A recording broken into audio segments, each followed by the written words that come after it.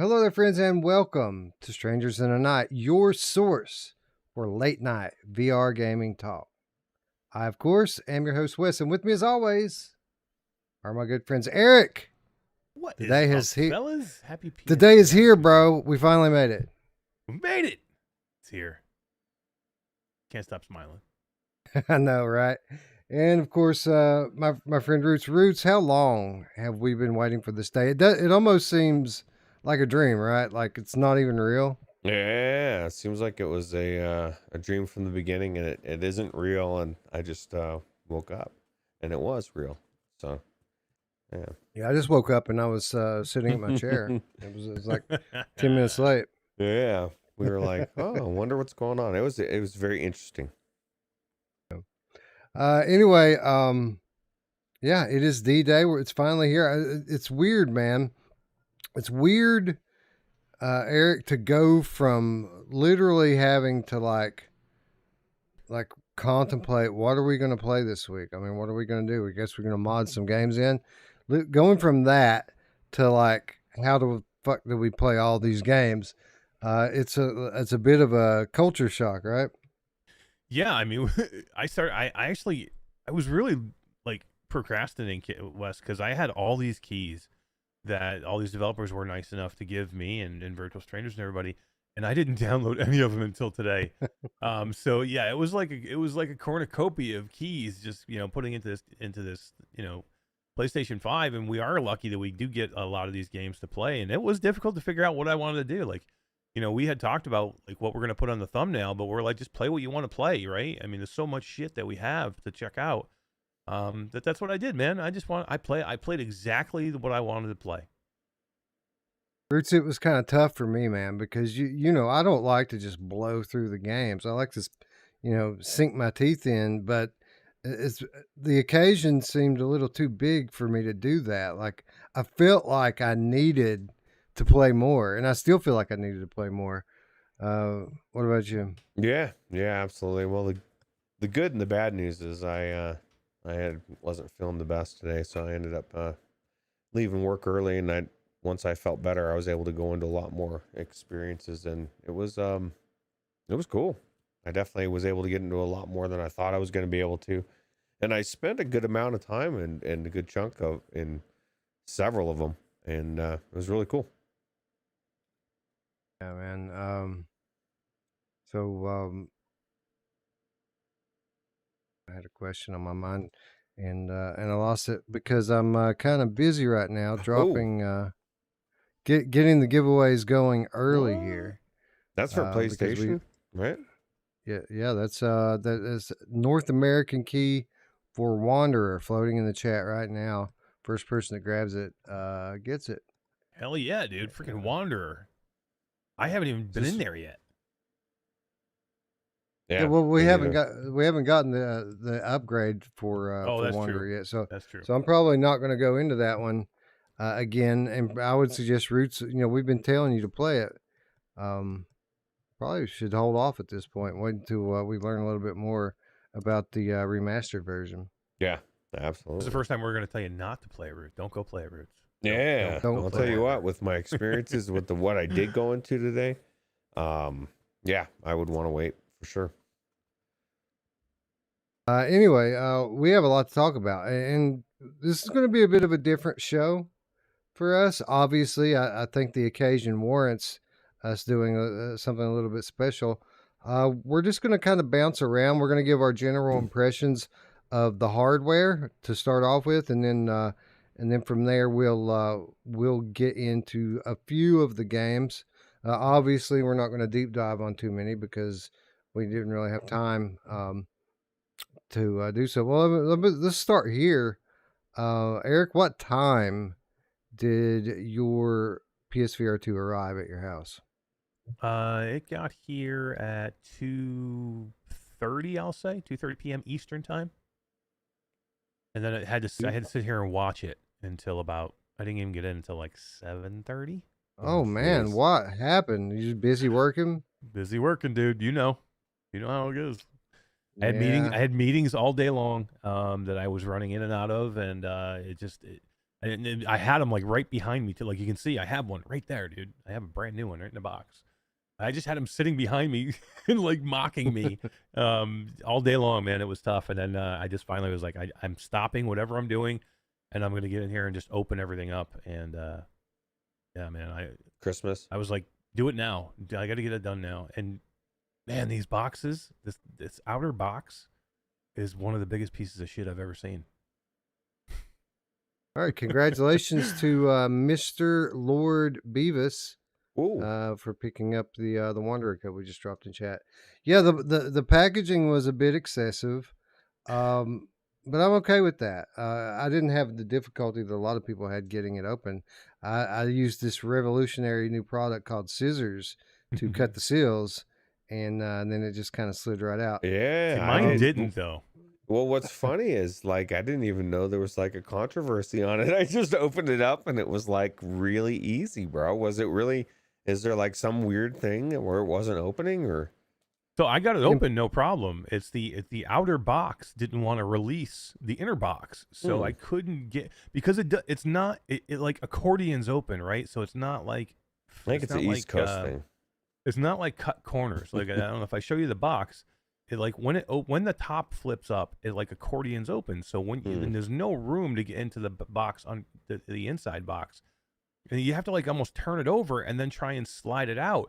The problem is the inner box seal was already cracked on mine or was open. So if I turned it over, the whole thing would have just spilled out on the floor. Oh. So I would ended up trying to like hold the bottom of the box and just like shake it like this. And I ended up ripping the whole bottom of the box apart. I mean, it came apart like, it must be all recycled, cardboard because it's like the thinnest stuff I've ever seen. I've never seen boxing. Like the inner box is fine. The outer box, which is what you'd want to keep because it looks nice, is just the thinnest piece of crap I've ever seen.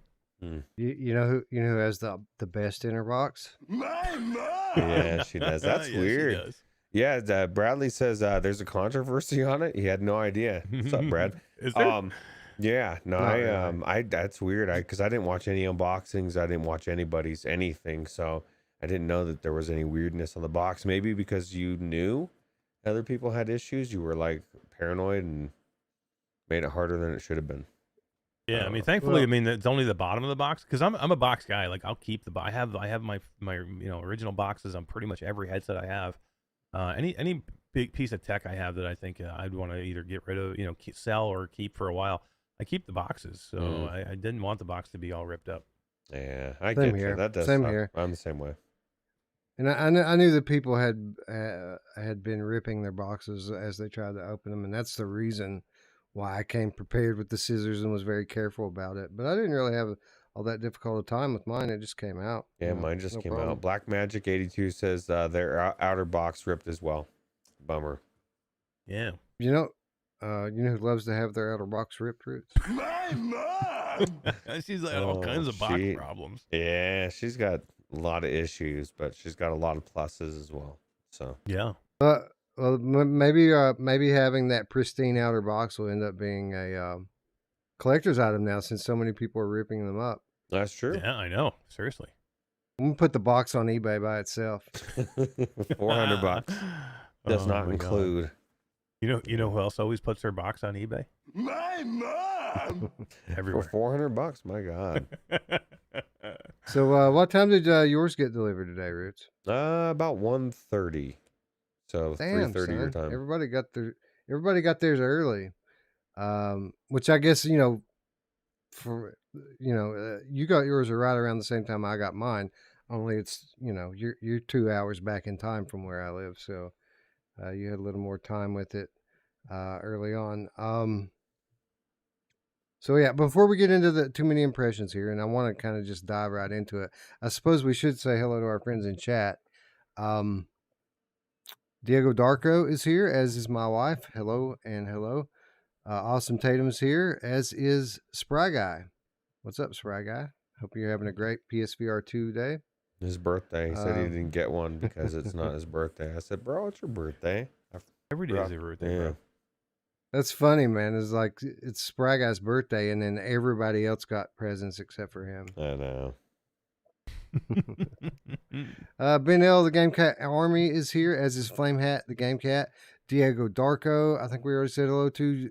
Chinatown D, Old Darth, Mr. Lord Beavis, we already said hello to. Mickey Barrios. Did you know earlier today, Roots, I saved Mickey's soul? No, I did not.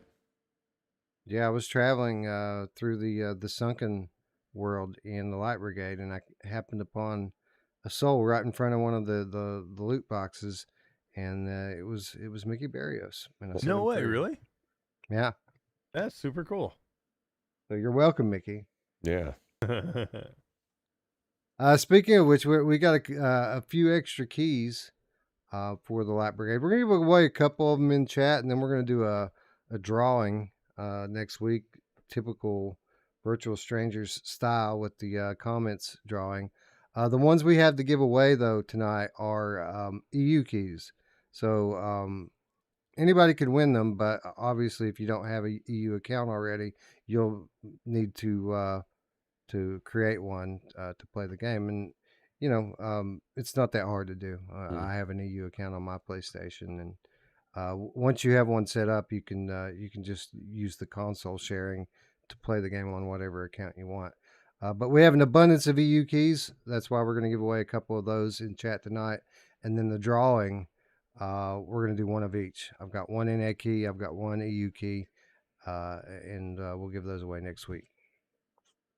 Anyway, Black Magic 82 is here, as is Tatum. What's up, Tatum? Brandon C is here, as is Mepper. Hello and hello.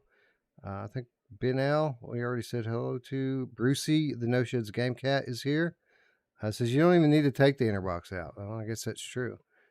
That's true. And let me ask you both this before we get too far into this, and I'll let you go back to who said roll that, call. by the way? Who was it? Brucey, No Sheds Game Cat. Okay, you got me on that one. Are you guys? I was just going to ask you, when this is over, are you going back in PlayStation VR 2? I am now. I feel refreshed, Roots, for some reason. Yeah, I bet you do. You think we can finish up in the next hour? 45 minutes? Possibly. If we can finish up in an hour, I'll go back in. There is one game we're going to talk about that I am very much thinking about going back into.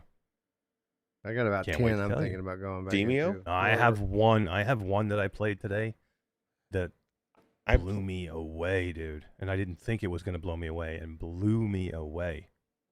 I played my first skirmish. Oh, yeah? In Demio. Oh, in first Demio. round. I didn't even get into the Demio. Yeah, that's cool.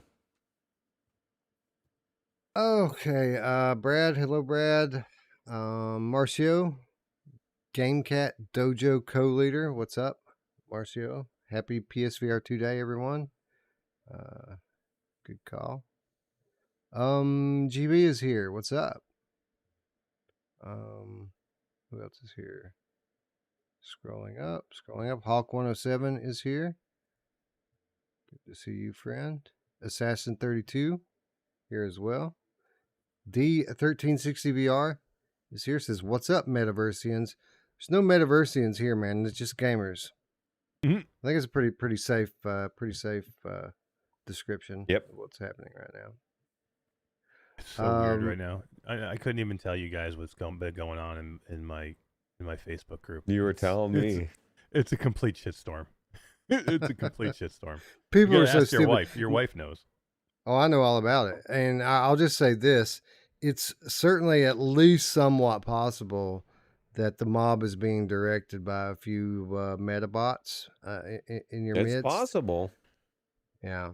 It's possible. I mean, it got so bad, Wes. I changed the name of my group. And I changed the banner with I'm like, screw it. Because this morning, I'm like, guys, just let people enjoy what they're enjoying. I don't care that we're a Quest 2 community. If people want to show that they're happy about getting a new headset, let them do it. And people are like, well, this is a freaking Quest 2 group. I don't want to see PlayStation. I said, well, you know what? It's not a fucking Quest 2 group anymore. I changed the name of it. It's now Q2C VR Gamer instead of Quest 2 community. And we are a complete now community of all gaming. Just like that. What about Zuck? It was overdue anyway, right?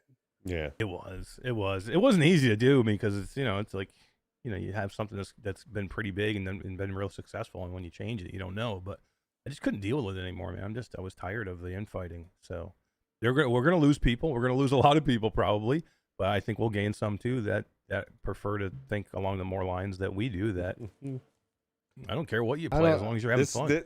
Mash, this is a PSVR 2 show.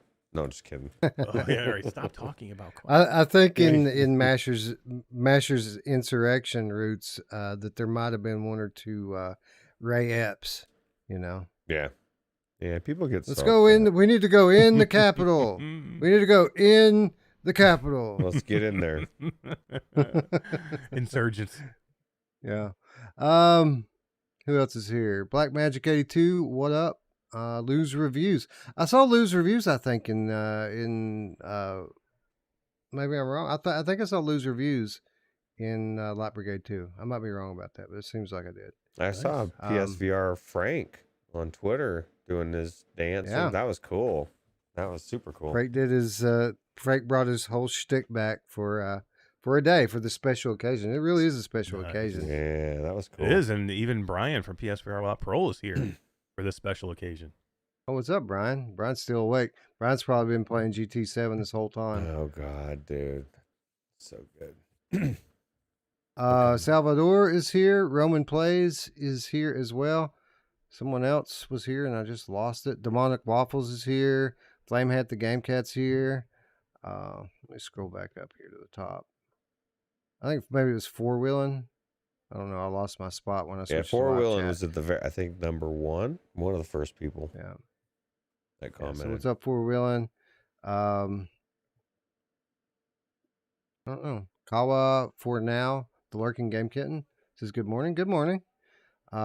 Silver is here. Says save us, Sony. I think it's done. Ion 7 is here as well. And I think that's all I see. If I miss you, I apologize. Welcome you guys at Ruuts. It really is a special occasion. I mean, we've been doing this for years at this point. And I mean, we can count on one hand how many days that we've had that are as special as this. Maybe not any that are quite as special as this. But I've been saying it all day. We need to savor these days when they happen and really kind of take them all in, because it isn't every day that we get the emergence of a new platform and a new generation like this. Yeah, the new technology. I mean, eye tracking was super cool. We were, that was one of the things I thought just once I, had to do the looking, how it reads your eyes and then it had you kind of test it as you look around the circle. I was like, wow, that's really cool. And then I was thinking about Switchback. And I was thinking, man, I just really wish Switchback was here. But it was a good thing that it's actually not. I was thinking for sure, because there was already so much to play. And I can't imagine adding that on top. I wouldn't have gone into half of what I went into if Switchback was out. I spent a lot of time thinking about Switchback today. Yeah, I can't wait. Well, it's kind of good, though, that we'll have, like, by the time we start to make a dent in this massive library of games we've got to play through, we're going to have Switchback drop, and we're going to have, Saints and Sinners 2 drop. We're going to have a whole new wave of good shit to play through in just a few weeks. So it's kind of good in a way. I do miss it right now, though. Saints and Sinners 2 at night. Yeah. With the OLED. It's going to make such a big difference, man. Well, let's talk a little bit about the hardware. But first, of course, hello, Roy Schwartz. Hello, Shades of Gray Matter. A couple people I missed there. Welcome, one and all. So let's talk a little bit about the hardware, guys, in general, before we get into the games.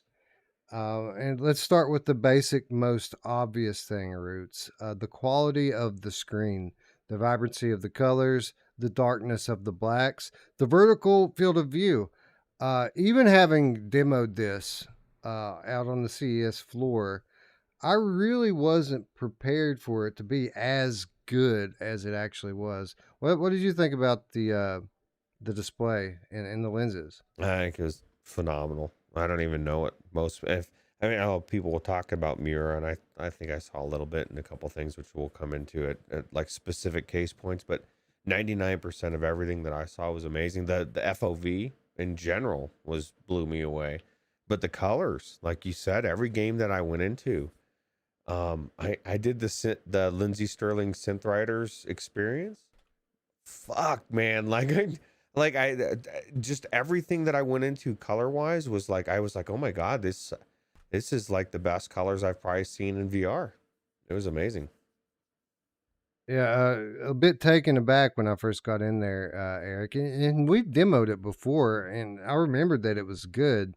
I didn't remember that it was quite this good. Did you? No, especially even in Call of the Mountain, which was funny because again, that was the one that we demoed and we spent half an hour in, originally at CES. So yeah, that was the first thing I got into was Call of the Mountain, and man, I was like, holy crap, these colors just freaking pop. It's the OLED. Everybody's like the blacks with the OLED, but it's not just the blacks. To me, Oh. every color pops more, and it's just so noticeable. And then some of the games that we're going to talk about, it's amazing the difference in some of these games just going from PC to the PlayStation VR 2 and how much better they look on the PlayStation VR 2 than I did not think that was going to happen. Like I thought they were going to look at equally as good, but the colors are really where things changed for me. Everything is more vibrant. Yeah, it's that HDR, and um, a little controversy around calling this an HDR because it isn't quite on the level of $1,000 HDR television, but it's by far and away above any of these LCD panels that we've been seeing in VR headsets over the last 3 or 4 years. So that was a very big thing that kind of stood out right away. Um, let's talk about some of the reported negatives with the display and the lenses. First of all, I want to talk about God rays and glare because I remember seeing some of that stuff when we did our demo on the CES floor. But I looked for it today, Eric, in specific scenes where I should be seeing some pretty significant God rays. I didn't really see any. I saw a slight bit of glare, some haloing around some like text and things, but I really didn't see any God rays, and that really surprised me because I was expecting it. Uh, how about yours? How did it come out? Did you notice any kind of God rays or any glare when you were playing? I have a couple issues with the with the lenses and the visuals inside the headset. And God rays and glare is not one of them. I didn't notice it at all, and I was going from several different types of games with outdoor environments with a lot of light, with outdoor environments with no light, indoor environments. So I didn't, and, a lot of text screen. God ray, I did notice some serious things that I was like, but God rays was not one of them. So I take it you're probably referring to Mira. Is that what you're talking about? The issues that you're experiencing? So I don't know exactly what it is.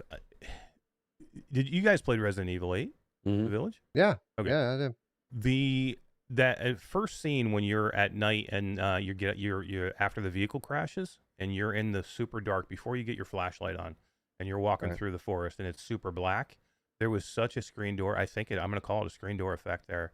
It looked like I had like a bag over my head. It was such a because of the Right. blacks I could see everything. That's Mira. That That's yeah, Mira. so that was so bad there. Yeah, I wouldn't call it a screen door, but it wasn't a smearing effect to me though. So that's why I was like, I don't feel like it was Mira because it didn't smear. It had a film. It had a film over it, Yeah, but yeah, it soon cleared as because there's a point in those woods where it goes from being pitch black and you get a tiny bit of moonlight to where you click on your flashlight and it's gone. As soon as the little bit of flashlight comes on, it's completely gone. yeah. Black smearing is not Mira. Those are two different things. Um, the Mira just kind of it almost looks like a screen door effect Mm-hmm. because it's Yeah. a product of the inconsistency of pixel brightness, and it shows itself in very dark scenes. Uh, this is going to be an interesting. It's going to be an interesting thing to watch because not only are different people have different sensitivity to the mirror effect, but it varies from screen to screen. Like some are going to be good, some are going to be not so good. Mm. Luckily, while it was noticeable if I looked for it, like I noticed it a couple times when I was looking for it, it's really, really fine, like really, really fine on mine and hard to see. So I think I got a good one. Roots, do you have any? Did you notice any mirror in the dark scenes? I saw the exact same thing Eric did. Maybe I didn't think it was like as bad as he's saying, but it definitely it was there. And because a lot of people, that's what people were talking about in the Discord. So when I went in, I was expecting, okay, where am I going to see this? And it was like one of the only places I saw it in that game. And then the other place that I really saw it was in Kayak VR, went in the moonlit or at nighttime. And I can't remember which one it was. But it was like the one that's got the ice cave and stuff, Antarctica. Yeah. And it was like when I first got into the night, I was like, oh my God, it looks like, but as soon as I rode toward and got underneath the cave, it went away. So, I mean, I would say that we're looking for this stuff, right? Like when I'm in here, when I was doing that, as soon as I caught it, like I was looking for something. That's what we're doing. We're there trying to find stuff. I mean, I'm enjoying myself when I'm doing it, but we're all looking for these things to be able to let everybody else know what they look like. So I can tell you right now that I was looking for it and I saw it, but I don't know if I wasn't looking for it because it was just that one scene. I didn't notice it later at all. I don't know if you'd even notice it, but I was looking for it and I saw it. See, that's the way mine was. Like I could say definitively that if I wasn't looking for it, I don't think I would have noticed it. I put my whole family in. No one mentioned anything about it. Everyone was just blown away with the visuals. So this is one of the trade-offs, right? If you want to have an OLED panel, an affordable OLED panel in your VR headset, Mira is just kind of one of those things that uh, you have to accept. So my question to you, Eric, because obviously it was a little worse on yours than it was on ours, is it a fair trade-off? Would you prefer to have a low persistence LCD screen that has no mirror effect, but maybe not so bright of colors, maybe not so deep of blacks? Is it a trade-off that you're willing to make if you had a choice? Nope. I would keep the OLED 100% of the time, twice on Sundays. It's so much better looking, and the little tiny bit of the Mira that I had didn't bother me. Like I saw it, and I was like, because I wanted to talk about it and report on it. I stayed in that scene a little bit longer, probably than most people would, just so I could see exactly what it was. But as soon as I moved on and I clicked that flashlight, it was gone. And I did 4 games total today. I didn't see it, and it didn't bother me in any other game. And again, what the original question was there God rays or was there glare? There wasn't. Like I had that little tiny issue, but guys, the colors are so much better. Like they're so much better. Like we'll talk about Light Brigade.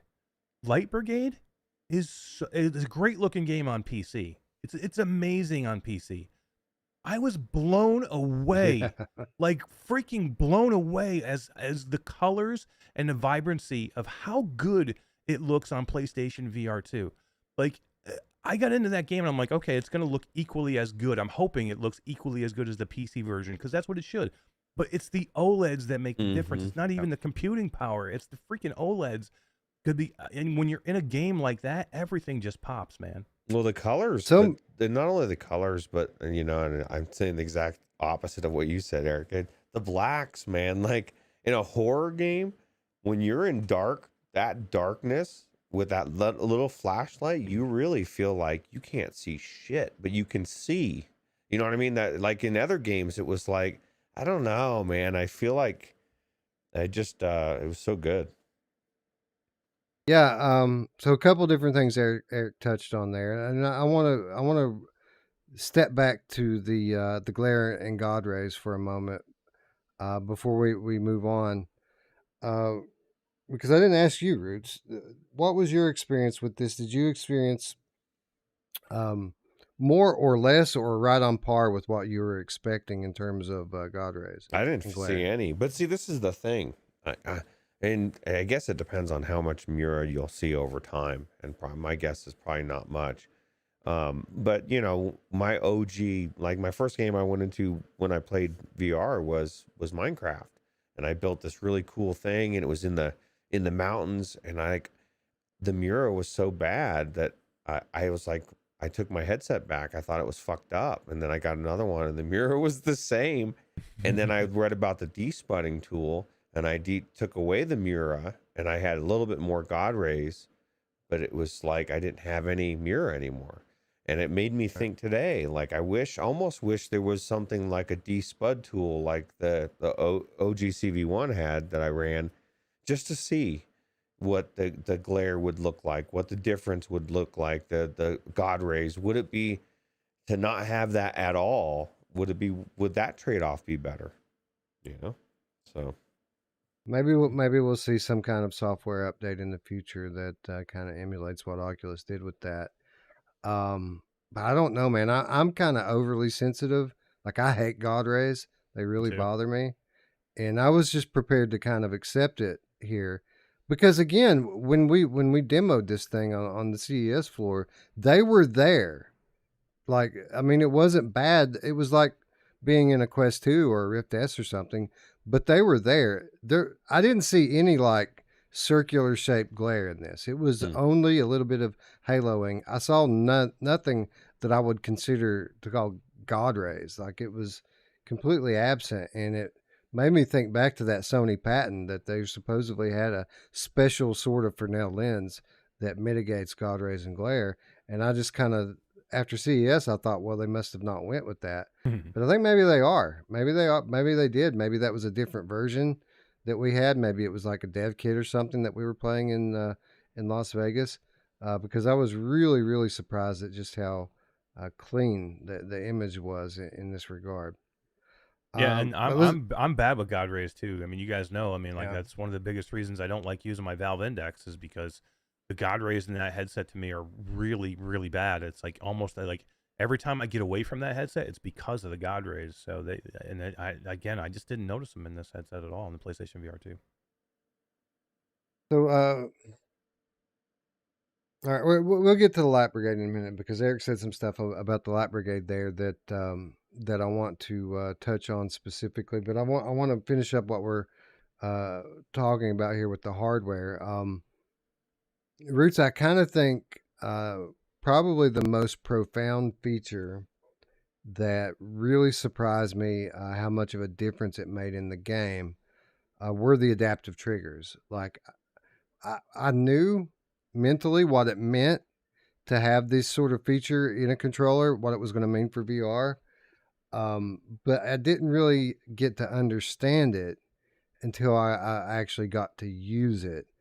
What did you think about how it felt to shoot guns on PSVR 2? It felt amazing, especially with like in Light Brigade. It just the just how everything feels. I guess it just the difference in when you're actually shooting a gun with ammo versus not, like the looseness, right? In some of these guns, and I definitely felt like the controllers, just the rumble alone, felt amazing. So Eric, did you kind of have one of those wow moments for the first time you pulled a trigger? Because that's what it was like for me. Like, for me, it was Village. I played Village before I played the Light Brigade. But when you go into that little shooting area there, that little target zone in the the training session at the beginning, the tutorial, uh, I mean, it was noticeable immediately in the pistol, and then you pick up stuff like the shotgun and the rifle, and they all feel very different and have a very different sensation from the last one. That was when I kind of realized right then what a game changer this platform is going to be for first-person shooters. Yeah, it was amazing. I did it. I did Life Brigade. I did Resident Evil 8, and I also did Zenith. And I had the gauntlet things, the gauntlet weapons in Zenith, and I used them. And yeah, you can feel it in that game too, man. And I'm telling you, it's so cool. I'm very used to them because I have played it. I played a lot of PlayStation 5. So I think for people who've never touched a PlayStation 5 before, it may take a little getting used to with them. But man, once you do, they are so good. There's so many more things you can do with them, and it makes every gun feel different and better with different trigger pulls. It's amazing. It's such a profound thing that all of a sudden now I'm excited about ports that I wasn't excited about before. Like stuff I was just kind of glad was coming over to the library, stuff like Star Wars Tales from the Galaxy's Mm. Edge. Yep. Now I'm legitimately excited to get in and try those because, outside of the game being bright and colorful and more beautiful, which we all kind of knew was going to be the case, it's going to feel different to play it now. And that's just one example. Pavlov Roots. Think about what Pavlov's going to be like on this platform. It's gonna be amazing, dude. Every single game I went into today, it was better in some ways or in several ways. So it's just blew me away, and I went into like 9 or 10 games. Eric, the setup. Sony has kind of made this their number one selling point, how easy it is to set it up. I didn't truly appreciate that though until I actually did it. And what made it cool for me is because I am someone that has two PlayStation 5s in two different rooms. And, last gen with PSVR 1, it was just out of the question that you would even think about moving it out of one room into another to let someone else play. But it's literally just like you unplug it from this one and plug it in the other one and you're good to go, right? Yeah, so good, so easy. The setup is great. Did you know what I loved? What I thought was really good? The room mapping I thought That was was super cool. cool, man. So Like the easy. room mapping makes the quest room mapping look like super dinosaur. I mean, it makes it look like so old. Like this room mapping does your ceiling, it does your floor, it does Just every look object around. around you. And it's all you're doing is, man, is you're peering. I just stood in the middle of my play space and peered around, and it like it like grids everything. It was one of the coolest experiences I've ever had. And it was so good. But yeah, the setup is so easy. They walk you through this. If you're a first time VR user, remember some of the early headsets and how you had to get these things hooked up. Can you imagine? Like, this is just so easy now. This is literally plug and play from pairing the controllers to putting the headset on to setting up the eye tracking to setting up your Guardian. It's just they did it really well. Brad says, "Don't let Boz hear you guys." Well, I'd like to point out that 27 of the titles that launched on PlayStation VR either are on Quest or are coming to Quest. Many of them were Funded. developed with Meta funding. So we just want to put that out there so everyone knows. Yeah. Traveling Man with the $5 US donation says, "Congrats to all who got their PSVR 2. Condolences to those who didn't." Yeah, I'm not sure if Polish Paul even still has it yet, man. He was Oh, pretty really? being pretty vocal about his despair today, and I Not a really just felt bummer. bad for the guy.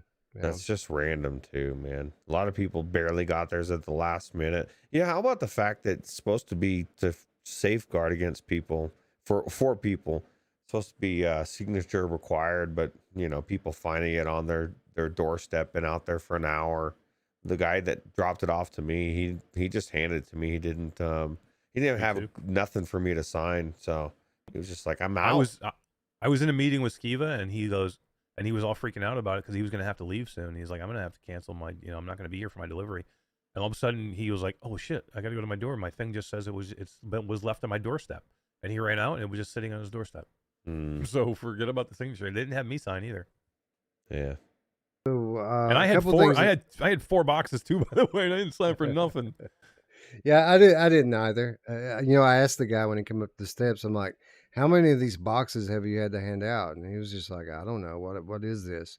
I'm like, "Seriously, bro? You don't even know what it is?" How No, dare they have you. no idea. I used to work How for dare. a thing like that. Yeah, how dare you? How dare you? So a couple things in the chat. Dorian Barber in the chat had a defective right controller, Mm, which is a bummer. The trigger doesn't work, which is a pretty Oh, no significant way. Really? issue. Hard to work around. So it looks like Dorian's got some tech support in his Mhm. near future. Here's my And that's right a one, bummer. and it worked pretty good. Yeah, yeah. That's a bummer, dude. That is a bummer. Brad said he had some controller issues, and a restart just kind of fixed his. So that's kind There's of a hope. relief. Yeah. There are gamepad games that you can play in the meantime. Obviously, you're going to miss out on some of the bigger titles until you can get some legitimate controllers. So, my condolences. But try some Tetris Effect, try some Thumper, Mm. Gran Turismo 7. There's stuff you can play in the meantime. Yeah. And see, there was some other stuff in the chat here I wanted to bring some attention to, but I don't remember exactly what it was. Jack Call was asking how Jurassic Park was, and I haven't tried Jurassic Park out yet. And I just want to point out that while we're giving some very broad and general impressions of games on tonight's episode, because obviously we haven't had time to deep dive on anything, Mm. I would say that it's a pretty safe bet that over the next 2 or 3 weeks, we're going to have some in-depth impressions on these games. It's probably going to be exclusively what we're covering, unless the Prey Dog mod drops tomorrow, and then we might have to mix some of those games in as well. Mm-hmm. Can you imagine if that drops tomorrow? That'd be cool. Well, you know what does happen tomorrow? State of Play with 5 new game Saw reveals. that. That's pretty cool. That is pretty I'm excited. cool. I'm excited, man. I mean, they're third-party reveals, so I mean, we're still not going to learn what Sony's doing. But could be some big third party reveal. Yeah, my only concern is it's kind of like an indie one though, isn't it? My only concern is it going to be all indies. Which I mean, that's not terrible, but I would just like to see some bigger titles, and I just don't. I don't think they said that. They said third party partners, so it could be indies. Yeah. It could not be. We might learn more about Resident Evil 4 VR, because I did see on Twitter today that they tweeted out on one of their Japanese accounts that that development has begun on RE4 VR. So that's confirmed. That's coming. Speaking of Japanese, I drove a Japanese car that I bought in GT7, and it was cool because the steering wheel was on the right side of the car, and that kind of blew me away. I was like, oh my God, this is like legit. This is like a real car, man. It's my first time I've ever driven on the right side, like the crazies. No, I'm just kidding. We're the crazy people right on the left. Wes, Jay Forey in chat says, Wes, do you have a persistent minor blur? That was literally where I was going next. Yes and no. I don't have this kind of black smearing and blurriness that a lot of people are claiming that they see. What I will say is that there are certain titles that have this kind of softness, especially in distant items. And I would say Horizon Call of the Mountain is probably the one that sticks out the most in this regard. Now, don't get me wrong. There are models and areas in this game that are as detailed, or maybe even more so, than anything I've seen in VR up until this point. But distant views, like the mountains in the distance, like the waterfall across the way, it does have this kind of softness to it that really kind of reminds you that you're in a PlayStation VR game.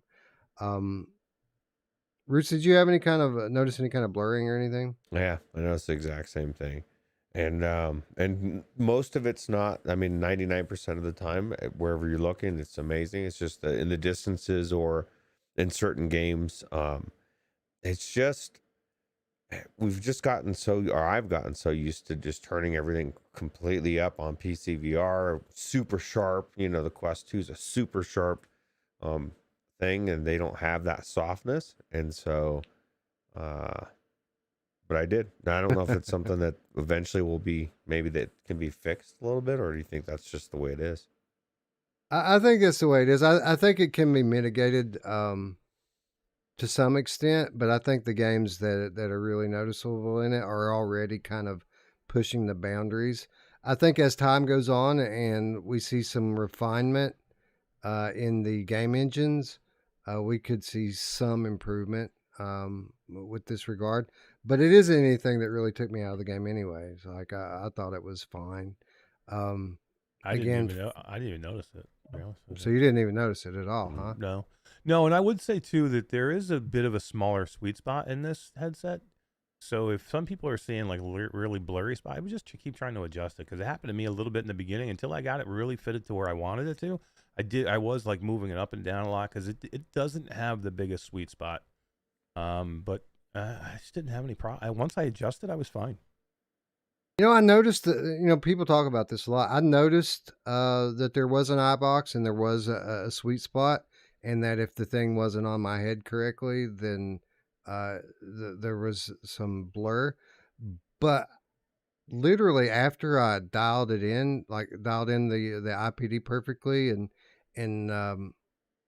and put the headset on one time, like I took it off and on probably 15 times and didn't have to jimmy with it. I just put it right on and it was perfect every time that I put it on. Now that might come from me just being super experienced with PSVR and the way, or I might just have a special head that happens to fit really well with this type of strap style. But I had no trouble uh, finding the sweet spot and then staying in it, despite taking the headset off and on a bunch of times. Roots, any kind of issues staying in the sweet spot? Yeah. I mean, you constantly moving it around, trying to get it to look perfect, especially when you're seeing that at first, that softness, and you're like, well, maybe I just need to adjust it. But after I dialed it in, I seemed good. Um, Paradise Decay is saying the same thing about the software Mira. He said he got his Rift S with the system tweak. Yeah, the D Spud. I did the same thing, and I thought it was good. So Mr. I think it was Mr. Bean or Mr. Bowen in the chat says he has serious mirror issues. If it's really, really bad, you might consider returning your headset and getting another one because it does vary from headset to headset. Even if you are particularly sensitive to it, it might be worth trying to win the lottery and get a better one. yeah, Yeah, Yeah. I mean, So yeah, because if you're seeing it that bad, I mean, I think I don't know. I said we talked about what we did experience, and it went away pretty quick for me. it was only in the really, really black scenes, Exactly. dark, and like I said, for kayak for me, in the night sky, it looked like I could see it really bad. And then the other part was that Resident Evil spot. And I think that was the only two games that I saw it in. And I went into several different games. So Skiba said I kept having a weird issue where everything kept going 360 flat with no depth and then switching back. I had a couple little glitches that were specific to certain games, but I think we'll get into that as we talk about those games. There's one more thing I wanted to touch on before we got into the games, and now I don't even remember what it was. Oh well, I'm sure it'll come back to me. Why don't we start talking about some games here, guys? And I guess let's start with the Light Brigade because we've already kind of dove into it a little bit anyway, and plus we got a giveaway to Yeah. attend to. I So was gonna say, do you want to talk about the comfort of the headset at all? Like the face Yeah, gasket, any of that? Anton Jones said that it really, really was uncomfortable for him, and that it even gave him a headache wearing it, which I found, very hard to believe because I mean it feels like wearing a PlayStation VR. Only now the face gasket's better and there's no light coming through. But no, it was super comfortable for me. I could wear that thing all day. Yeah, I mean, it was for me too. I would just say that if you're used to wearing a heavier headset, it is way lighter. Like to me, the headset almost like the weight of it almost feels like it's not cheap. Of course, it's not cheaply made. You can tell that, but the weight of it makes you almost feel like it's like, wow, this thing's like it feels like it's cheap, but it's not. You know that, but it's just super light.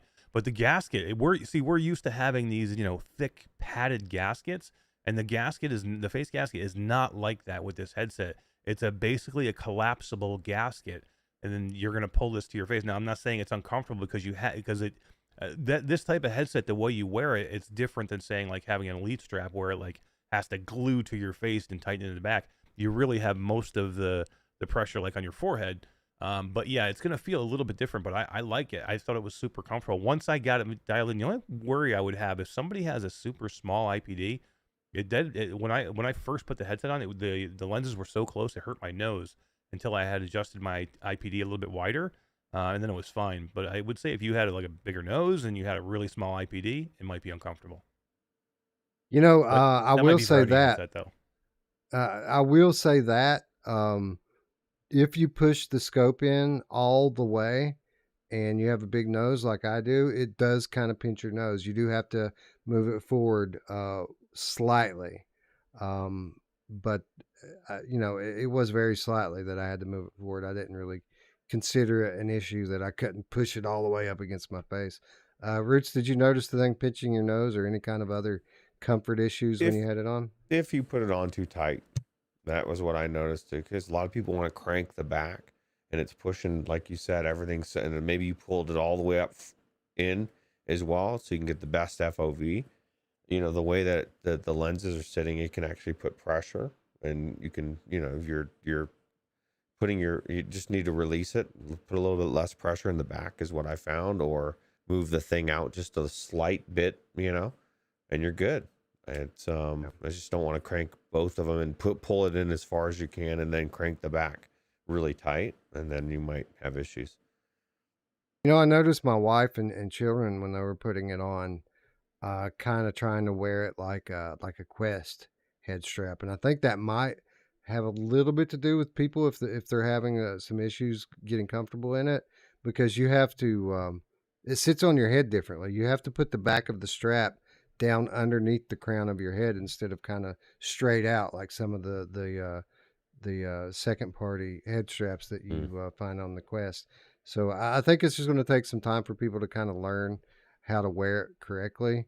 And I think a lot of the issues that the few people that are having issues might be mitigated just in, you know, learning how to wear it properly. We have this conversation about every new headset. Remember the Quest 2, and everyone was like, "Man, this thing's so uncomfortable," and I was like, "Dude, you just have to."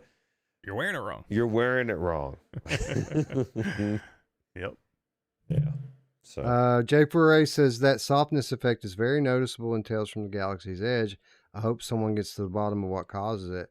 I just think it's probably a you know an optimization that the developers decide to make. It's certainly preferable to some of the other solutions. To me, I would rather have softness in distant items and distant environments than have some of the ways that it's been dealt with before, which there's a bit more crispness to it, but there's a lot more jaggies and aliasing. I feel like the softness is probably a software solution to kind of an anti-aliasing solution. but they're running it with a 3090 Ti, Wes. They shouldn't be having this issue. That's a good point. I mean, think about how many updates that we're gonna get between now and 3 months or 6 months from now. I mean, they're gonna dial stuff in. And it's gonna be great. Really quickly, Paradise Decay and Awesome Tatum both in the chat saying that there was little to no Mira for them, just kind of pointing out what we were talking about earlier, that it's going to be different for different people. It is, because Skiba said that he said, I've been very surprised with the screen door of Mira. Not sure what it is. It's really not as great as I was hoping. Still enjoying it, but my index is still king. See, I couldn't, you know, and that, you know, cards on the table, I don't have an index. But just knowing that there's stacked Fresnel lenses in that, and knowing that glare is one of the biggest issues with it, I can tell you that headset is not for me. I'm very sensitive to that. You wouldn't like it. My experience with the dark scenes in Resident Evil 8 and a couple other games, and then the colors in games like Synth Riders, like Light Brigade, like what you said, Mash, was the same thing. I went into this game like expecting to have the same experience that I had in the PC version, which I really enjoyed, and it was better in every way, especially the colors. I mean, the way the colors popped, it just looked so phenomenal. But I felt like I mean, obviously the gunplay was better, but I just enjoyed my time probably double from what I had before, and I had a really good time before. It was really cool. Yeah, it was super noticeable, the difference. Like that one, out of probably any game I played today, that one blew me away almost the most, just because literally I was just hoping that it could look as good as on the PC, as it or on PlayStation VR 2 as it did on the PC, because it looked great on the PC. But I was shocked at how much better I thought it was on the PlayStation VR 2. Like to the point where I don't think I would play it on PC. I would always go and play it on the PlayStation VR 2 because of the visuals. If I only had it, if I was slumming it with the PC VR instead of PSVR 2, for sure. But yeah, I agree. This is I definitely mean, it's great. the best Every way to platform, play it. yeah, every platform is great. Don't let me dissuade you from going and play it. Whether you're playing on the Quest 2, I'm just saying I was just shocked at how much better I thought the colors looked and the visuals looked. It was really cool. So I didn't hear what game you were speaking about specifically as I was engaging with the Light chat. Brigade. But I think, Light Brigade. I would. That's exactly what I was going to say. I would assume that you're talking about the Light Brigade, because this has very much been my experience as well. Surprisingly superior on PSVR 2 versus what it is on Steam, and it's not. I don't think anything that's particularly different about the game. I think it's wholly the screens in this thing that make the difference. The And head not a- vibration. When I get when I get know. hit with a headshot and I can feel it, and I'm like, oh fuck, man, because I'm already dying, bro. Like it's so that little bit of difference is huge. Well, for me, the one thing that really stood out immediately was just how much easier it is to target distant enemies. Like when I was playing on Steam, trying to get these guys in my sights through the fog, it was very, very difficult to see them, to the point where, like in certain scenarios, I had to pray to put the marker on them and just kind of aim for where the marker was at. Not the case here on PlayStation VR. You can see much better the distant enemies, and that was really kind of the one thing right off the top that I noticed in this game. Yeah, I felt like the guns felt better to me too. I mean, aside from the triggers and everything, just aiming and everything, I just felt like it played better. The triggers and haptics were made a pretty big difference in all the shooter games that I played, this one included. Although I did fumble my gun around a little bit with it. I don't know if it's just me getting used to the different kind of grip button, but I dropped my gun a few times. Again, this is probably something that it'll just take some getting used to, and I'll get better with it. Eric, did you fumble your gun around any when you were playing Light Brigade? I did, and it doesn't help that the controllers are really big. We didn't really talk about the controllers other than the grips, but just them being a little bit bigger, which it didn't bother me really at all in any other game. But I can definitely tell a little bit. Like I actually hit I hit the front of the headset a couple of times with my right controller when I was aiming, a couple of times, and I ended up grabbing it like with the wrong hand, I kept my right hand kept coming off the stock of the gun. A couple kind of like kept floating away a few times. And that was only probably the difference. Like it was really a lot better for me on PlayStation VR 2, except for the controls. But you got to remember, I was using the Quest Pro when I was playing it through Steam, and I had like the best tracking you're gonna get. Like, you know what I mean? So the tracking was so good for me with the Quest Pro with those smaller, really good controllers. That's where I think the big difference is. But it's a non-issue really. Still, I don't think. I think once you get used to the grip. The grip because you're gripping everything. You're not using trigger to like pull the slide back. You're not grabbing everything is grip. So it just takes a little bit getting used to. Yeah, I had issues with dropping my gun aside. I had nothing, no issues with regards to aiming. Mickey Barrios in chat said he had problems aiming as well. Not for me, and it was kind of the reason I went into the Light Brigade. Was because I had experience in this game with different headsets. So I originally played the Light Brigade on my G2, and there were some very slight issues with controller occlusion, that, when you're aiming with a rifle, just a little bit of, movement in the tracking is a big deal when you're trying to snipe distant enemies. That little bit of movement can really make or break your game. So from there, I went into Rift S and that problem went away. Everything worked perfectly. So having that experience to fall back on, I thought this would be a great game to go check the controller tracking in. And I got to say, Roots, I was pleasantly surprised. The tracking was perfect for me in this. I had no issues whatsoever picking these guys off. It actually to the point where um, I had to end my run. Like I didn't get killed. Like I took the first gun and ran through the first few stages, beat the first boss, and then into the second run. It was getting late, or the second level rather, and I just had to end my run so that I could save my progress. There is no save feature that lets you save your run Oh, mid run, so I just kind of had to kill it. But the point is the tracking's good enough for me to take that first gun and just run through the level with no issues. he had a perfect run going, Wes. He could have just ran through the whole game, bro. If he would have just kept going. I That's felt I why that. had we a were late, poison Ruth. barrel. He didn't. Now we know. Now you know why he was late. He was in Light Brigade. I had Dude, this. I found a lockbox key on the very first level, Wow. and in the second level, I found a level 3 poison barrel, Oh my which god, takes away 4 HP per second after you hit the Wow. guy. that's Um, crazy. So you're yeah, stacked. I actually I made it further than I've ever made it. I was hitting shots I've never hit before. Like I before it seemed like on the PC version for me, and I think I might have been using the Rift S, and this probably was my mistake when I played it.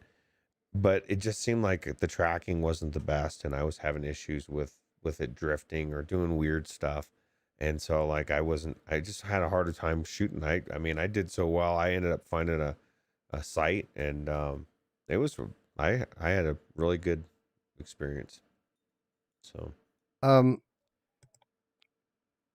with that said, Eric kind of already said it. Like this is the best way to play this game. It's the best platform to play due to hardware hardware improvements. The haptics, the triggers, the wider field of view, the contrast with the HDR, the tracking's awesome. This is the way to play it, but it wasn't perfect for me anyway. When I got to the first boss fight, I did have some drop frames. I did have some issues, kind of like what Skiba was describing, where everything kind of went flat for a second and then popped back into 3D. hmm, It wasn't game breaking, but it was very noticeable and jarring. Did you guys have any kind of visual glitching or anything like what I just described? I didn't I didn't see any glitching, but Zero. Nothing for me. Besides, the couple of issues I had just, getting things set up. Everything was perfect, man. Everything ran great. All right, well, I'm glad that was just me. Maybe it was an isolated incident. It didn't affect me. Like I still kicked that dude's ass, and I don't even think I had to use a health pack this time. Like I really ran through it pretty easily. what did But you No, guys there were and certain Roots did a ton of games too. Like Root, what do you do? What did you do? Like 8 games, Roots, and you didn't have any issues at all. So that's good. Yeah. No, what did you think about what I was saying about the headshots? When I mean how good that vibration, how the difference it made. Yeah, yeah, and I was just kind of blown away with that in all the games. Not just the headset, but like the controllers. One of the things I was kind of worried about coming out of my CES demo is that the developers early on weren't going to quite know how to use the controllers properly, and they were just going to kind of keep using it as a basic rumble. A lot of that was put to rest today with just how good the haptics were in many of these games. Um, let's see here. Sorry, just answering people in chat. Um, so yeah, the Light Brigade. Obviously, we talked about it a lot last week. Just how awesome of a game it is. No exception here on PlayStation, but no matter what platform you're playing on, it's great. But if you live in the EU and you have a PSVR 2, today's your lucky day because we have 2 copies that we're going to give away in the chat right now, and this is how it's going to work. I'm going to ask a question. It isn't about the trivia, okay? We ask a question. The first 2 to answer it on my screen will win the keys. but again, this is just a way for us to keep from dropping keys directly in the chat. Mm-hmm. Okay, so Tactic don't get always too gets hung up them. on right. So don't get too hung up on what the question is. It's again, it's just a way for us to make sure bots don't get the keys, basically. So here's what I want you to do. And by the way, if you're watching this on replay, you're going to have a chance to win as well. We'll talk about that in just a moment. But for the 2 EU keys that we're giving away right now in the chat, we had the lead developer on last week and co-founder of Funktronic Labs to talk about the Light Brigade. He's in the chat right now. The first 2 people to tag him and say thanks for giving us these Nice. keys will win the keys. That's So, not fair, Wes. But somebody's gonna just throw that out there. They're gonna know, and right off the bat, without even you getting to that part. So it's not enough to tag him. You have to literally thank him. Say thank you, person, for giving us the keys, and you'll win one. There we go. One Xeon wins the first one. Nice. And Roman Plays. Yeah, Roman Plays is the second one. So congratulations, One Xeon. Congratulations, Roman Plays. You all have won EU copies of on PSVR 2 of the Light Brigade. All you have to do is hit me up after the show, either on Discord or on Twitter, and we'll get your keys to you. Thank What you, an Eddie, amazing for game to providing win. them. Yeah, yeah. So I think good. it's going to be kind of the sleeper hit of the launch cycle. I really do. I mean, there's 40 plus launch titles. Everyone knows that Horizon's awesome. Everyone knows that Village is awesome. I think the Light Brigade is going to be one of those games that people kind of find out about over time and think, wow, how come I didn't get this game sooner? How come I didn't hear about it? Well, it's not because you didn't hear it from us, because we've been trumpeting this game from the mountaintop since we first got it a couple weeks ago. Yep, and Eddie Lee giving a $5 super chat says, "Here's a PSVR 2 North America key as well." Wow, look at that, dude. What? That's awesome. So yeah, NA players, grab it up quick. Hell yeah, man. Eddie. Where'd you go, Eddie? And congratulations on another kick-ass, port of this amazing game. The best port. This is the best one. Really is. It really is. I mean, it plays great on every platform. But just the visuals here for me is what makes it pop, man. It really does. Like, this was the game I got into that I was like, I didn't think I was going to get blown away, and I just did. It's weird that this was the one that, I mean, there was other ones that I was like super intense on being in. We'll talk about more later, but this one, just the visuals blew me away just because of how different they were. This is why I love giving the people devs giving away games. Roman Play says, "Wow, thank you so much. Watched the live stream and mentioned I couldn't afford it." That's the person we want to win it, right? Boom. There you go. Yeah, so congrats. That's makes me feel good. Thank you, Eddie, for being so generous. And speaking of which, if you're catching this on replay, you have a chance to win as well, because we're going to draw winners next week for 1 EU key and 1 NA key. So it doesn't matter where you're playing from. We've got you covered. All you have to do is make sure you're subscribed, scroll down to the comments below, and just leave a comment that says that you would like to enter the drawing. And next week we will draw winners and give away 2 more keys. Awesome. Because that's how we roll. Yes. Anyway, what do you guys want to talk about next? You guys played a lot of stuff that I didn't play. Why don't we go to Gran Turismo 7? Because I did not play Gran Turismo. I knew that this was going to be a game that's super involved. I wanted to cover it at least next week because I wanted to have some real time in it. But you guys don't have the patience that I do. No. You had to dive right into it. So, Ruuts, tell me a little bit about Gran Turismo. Well, what was so cool about it? Okay, right? The music. They got the music. You had to do some kind of beginner track or something. I don't even know what it was, and it was like classical music. And they put you in this. I guess, was it a Porsche Mash? It was like a convertible, and it was like an open top old time Porsche. was and cool. it was just the most beautiful racing game I've probably ever seen. And I played with a controller, and it felt so good. It felt so fluent, and I kicked ass. I was beating everybody. I was passing people. Like I said, I got in that Japanese car, and it was the driving, the steering wheel was on the right side of the car. That was kind of cool. And I couldn't tell you enough about how good this game looks, and it just was super fun. So when I heard people's initial impressions of this last week, or maybe it was the week before, my kind of takeaway on it, Eric, was this is a slap in the face reminder of what exactly it means that we're getting back to high end AAA VR games. Was that the impression you got playing the game? Yeah, this was the game I've been talking about that blew me away. Like I'm gonna spend so much time in this game. I can tell already, and I played it for 45 minutes or maybe an hour, and I'm like hooked. Like this, and I didn't play with my wheel and pedal because I didn't have time to get everything all hooked up because I was just trying to get as many things in as I could. This game is beautiful. The speed, you feel the speed, the control, even just with the control pad, I thought was, or with the controller, I thought was super good. But the visuals and being able to look around you when you're passing a car and being able to look left and know that the car is right there and you have room to come down the track and you're not gonna crash. It just is so freaking good, man. And it runs so smooth. It runs so good. I had such a good time. Out of every game I played, this was the one that I was like, holy crap, this one is I'm gonna put so much time in this game.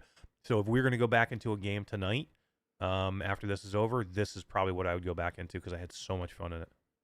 So one I've been thinking about since I started playing all the other games. I'm like, man, do I have time to go back into this one? Yep. So Like I can't wait to do multiplayer in it. It's gonna be so much fun.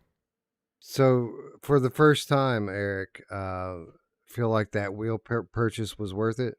I cannot wait to hook my wheel up now. Like as soon as like I don't know if I can do it tonight because won't have a ton of time. But tomorrow I will have this wheel hooked up and I will be sitting right here and I'll be using that wheel and pedal playing this game and opening up licenses and man, I'm gonna put some time into this game. It's really really good. Like It's this interesting. is like everybody's looking for the game to show people and maybe it's Horizon, but man, I would put somebody in this game because it's freaking blows me away, man. Because the sense of speed you get on this is amazing. Like you feel like you're going 140 miles an hour around these tracks, and you feel it in there. It's unlike anything. And I've done Assetto Corsa, and I've done some of the others. This feels different to me. Roots, this is kind of mind blowing to me because everyone who's been watching our channel for any amount of time knows that we're not really sim guys. We're not really racing guys. So to hear you guys come out here and basically put this game over as the star of the show really says a lot. And it was the same thing with Brian earlier. Like Brian Paul had a smile on his face, unlike any I've ever seen since I've known the guy. Again, it goes back to what I was just saying to Eric a moment ago. It kind of reminds you what AAA VR gaming actually means. It's an exciting time. Yeah, and like Paradise Decay says, it pisses on Grid Legends and then throws it in the gutter visual wise. Pretty much, yeah. It's exactly, and it's exactly why Grid Legends didn't succeed or why people shit all over it. Because everybody wanted to lean on the game, and it's a very similar game to this. It's supposed to be real to life, a sim. The cars are supposed to look realistic, and it looked like shit. This is what you wanted it to look like. You get in there, and these cars that, like I said, that Porsche was super cool. It's like an old school car, and there's so many different cars, and they're constantly adding new things to this AAA thing.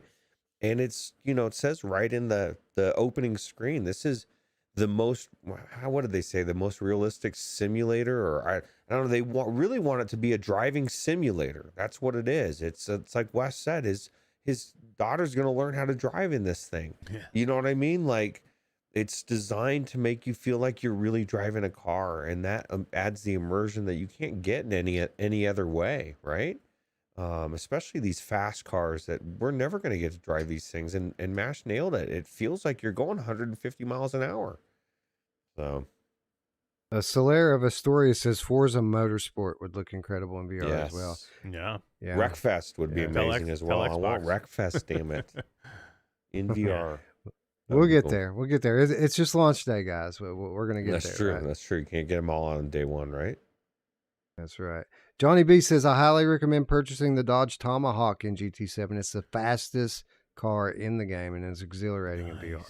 I feel bad now that I didn't go get the 20 because they were on sale. Like I picked my copy up for $35, but you could get the 25th edition version that gives you like a whole bunch of cars and gives you a whole bunch of in-game money now. But I was like, how much am I going to get into this game? Now I'm like, fuck, man, I should have went and got the 25th anniversary edition because it was like 50. It was on sale too. It was like $50 or $55. Normally $80 or something like that. So now I'm kicking myself. Mr. Lord Beavis says Twisted Metal. I wholeheartedly concur with that statement. That would be awesome. The haptics with that, with freaking, oh man. I can only imagine. I can only imagine what that game would. It would be madness to do something like that in VR. Anyway, much more to come on GT7. This is on my short list of to-do things this week. We're going to finally dive into it. I have not booted the game in flat mode at all. 100% of my playtime in this game is going to be VR. And that was me too. I think I did. Yeah. I think we made the right choice, Ruuts. We played with the notion of playing it flat, but I think we're going to be happy that we didn't. Yeah, absolutely. Especially just that beginning thing was just so cool for me.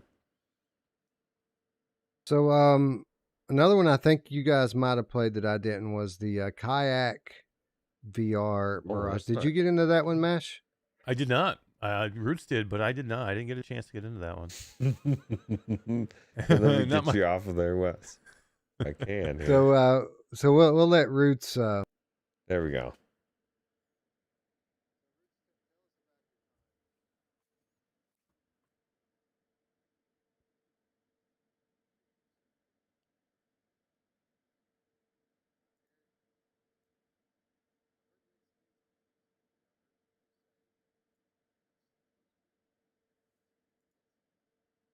Understand.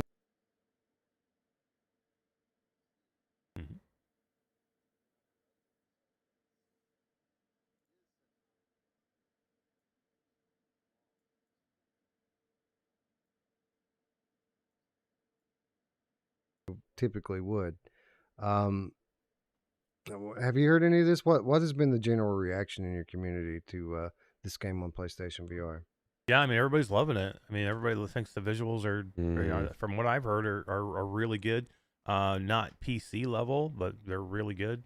I don't know. People love this game. I don't get it. I don't see it, but people love this game. I'll tell you what. I've shit on this game a little bit too much recently, dude. I went on a jungle cruise today. I canoed through that shit, or kayaked, I guess would be a more accurate thing. And it was so cool. The colors, I'm going through the Grand Canyon. Maybe it's just more of the colors. Maybe it's because it's been a while since I've been in. But I really thought I spent a lot more time in this game than I thought I was going to. I thought I was just going to jump in there for like 5-10 minutes and just see what the visuals were. And I literally went through the entire jungle area and was just like thought it was so cool. And I'm kind of looking at this title a little bit differently, and I'm hoping the devs don't just walk away from it now that they've got it. Like if they keep adding different courses, different environments, and you get to a dozen, you get to 15, 20, this becomes a really, really cool title. Because it does have immersion, and it's just a nice, cool place to chill. It's got cool music. I really enjoyed it a lot more than I thought I would have. So yeah, that's kind of what it always was for me too. It's just a nice place to relax in VR and take in what might be the best looking visuals that I've seen in VR, which is kind of crazy to say, Eric, because three dudes made this. Yeah, I wish there was 5 and they could have actually made a game. Give them a couple more, man, because this game is gorgeous, man. It's beautiful. I just want to do something in it. Like, I don't know. To me, if it's as beautiful, I let Ruuts speak on, excuse me, how beautiful it is. Because I didn't get a chance to see it. He did, and he played it on PC. So I'd like to hear exactly. But to me, I'd rather be in Horizon Call the Mountain, because I think it's probably going to be just as beautiful, and I got a lot more shit to do there. Well, we will get to Horizon Call of the Mountain. Now, let me ask you, Roots. Did you only do like the passive kayaking, or did you mess around with the game aspect at all of the asynchronous time trials? I'm not racing shit, dude. I just went around on the tour. I went on a 3-hour tour around the islands. I thought it was, I went in the like pretty much every environment, different times. I went in the storm. I think there's people in life that would say the same thing Eric just said about taking a hike in nature, and you're just fucking walking on a path, you know what I mean? And you're just going through this environment and you're seeing this beauty, right? Some people don't get it. And I'm not putting you in that category in real life, but I kind of equate that as what this is. It's kind of like a hike on a kayak through these beautiful environments, and you're spending time in them. And that's where I think if you had like a dozen, 18, 20 different environments to go into, you kept the Christmas environments with the lights, and you kept all those different things. You have all these different ways to go in and really experience this beauty. We don't slow down enough. Like, people really do need to go outside and take a hike every once in a while. And maybe you live in an environment where there is no fucking hike. You know what I mean? This is it. And we said this in, 2020, and we've kind of gotten away from it. But, we were all cooped up inside. What if somebody's inside and this is their only experience to get out into something beautiful like this? I just felt like I just felt a little bit different this time, and maybe it's just more just because it's been a while since I've been in there. But it was beautiful. How were the haptics when you pet the dog? I didn't get a chance to pet the dog, but yeah, no, pet the dog. Yeah, you know who loves to pet the dog? My mom. Yeah, she doesn't care about haptics though. But I just, especially the jungle one, I thought it was super cool. I would recommend you both go into that. Go on a little jungle cruise and see what Ruuts said. And I also going in the this environment where you're at in the caves and stuff. It was really cool. Yeah, I like the Norway one with the storm. I Yeah. thought that was super awesome. And the Antarctica one was cool because like there was secret areas you can find in it if you explore a little bit, which is that's kind of my thing. So I really kind of appreciated that about it. Skiva, I think, kind of puts it very well here. Does a good job of summing it up. He says, not everything has to be a game. That's It's true. another reality. It's a place to go without leaving your house. I think that's a good point and kind of sums up the value in a game like this. Yeah, this is for me. I don't want to be bored in virtual reality or in regular reality. Like, I don't know. I just want to do something. I mean, if you're putting me in a headset, I mean, everybody's different. I get it. I want to like this game. Like, I do. Like, I want to like it. You want because to everybody do says they something- love it, and I'm like, I try, but I just can't get it. If what you want to do is go on a hike on a kayak through beautiful environments, then that you're doing something. But if that seems boring to you, then yeah, that would, you know what I mean? Once you've done it, I really enjoyed it. And, I could see myself going in again if I just wanted to chill or whatever. It's not going to be my go-to game, but Paradise Decay says, people laughed at me for giving this game of the year in 2022.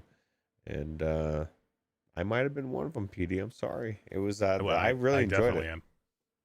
I really enjoyed So it. Skiva says, I've been to this area in Costa Rica in real life, and it's pretty dang spot on. That's awesome. Yeah, anyway, there's a turtle.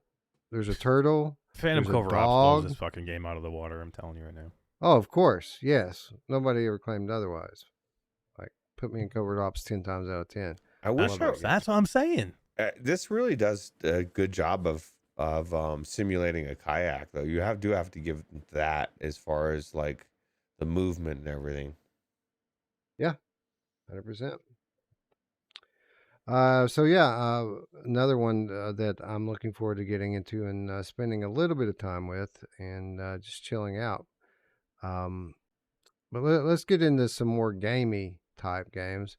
And let's talk about one of the bangers. Let's talk about the one that I went to right off the top.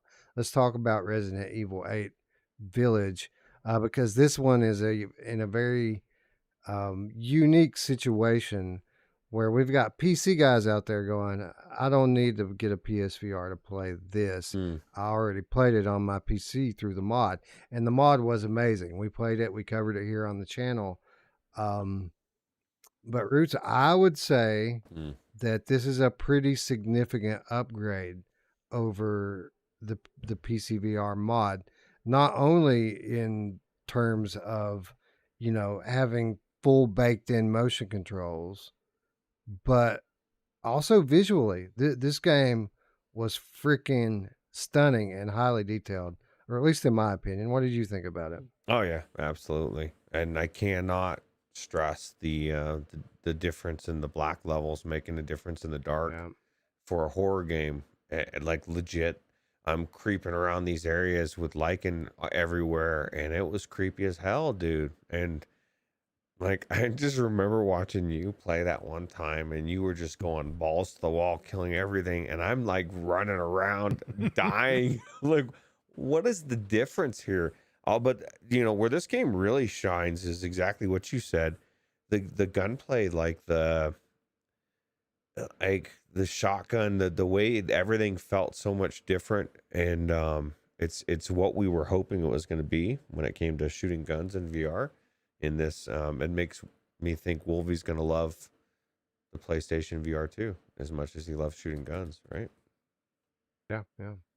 Now, with all that said, Eric, it was evident that this wasn't just a game that was built solely for VR. There are a few telltale signs, a few button press interactions, and so on that let you know that it was originally a flat game, but it's certainly not egregious. It isn't on the level of something like a Hitman or anything like that.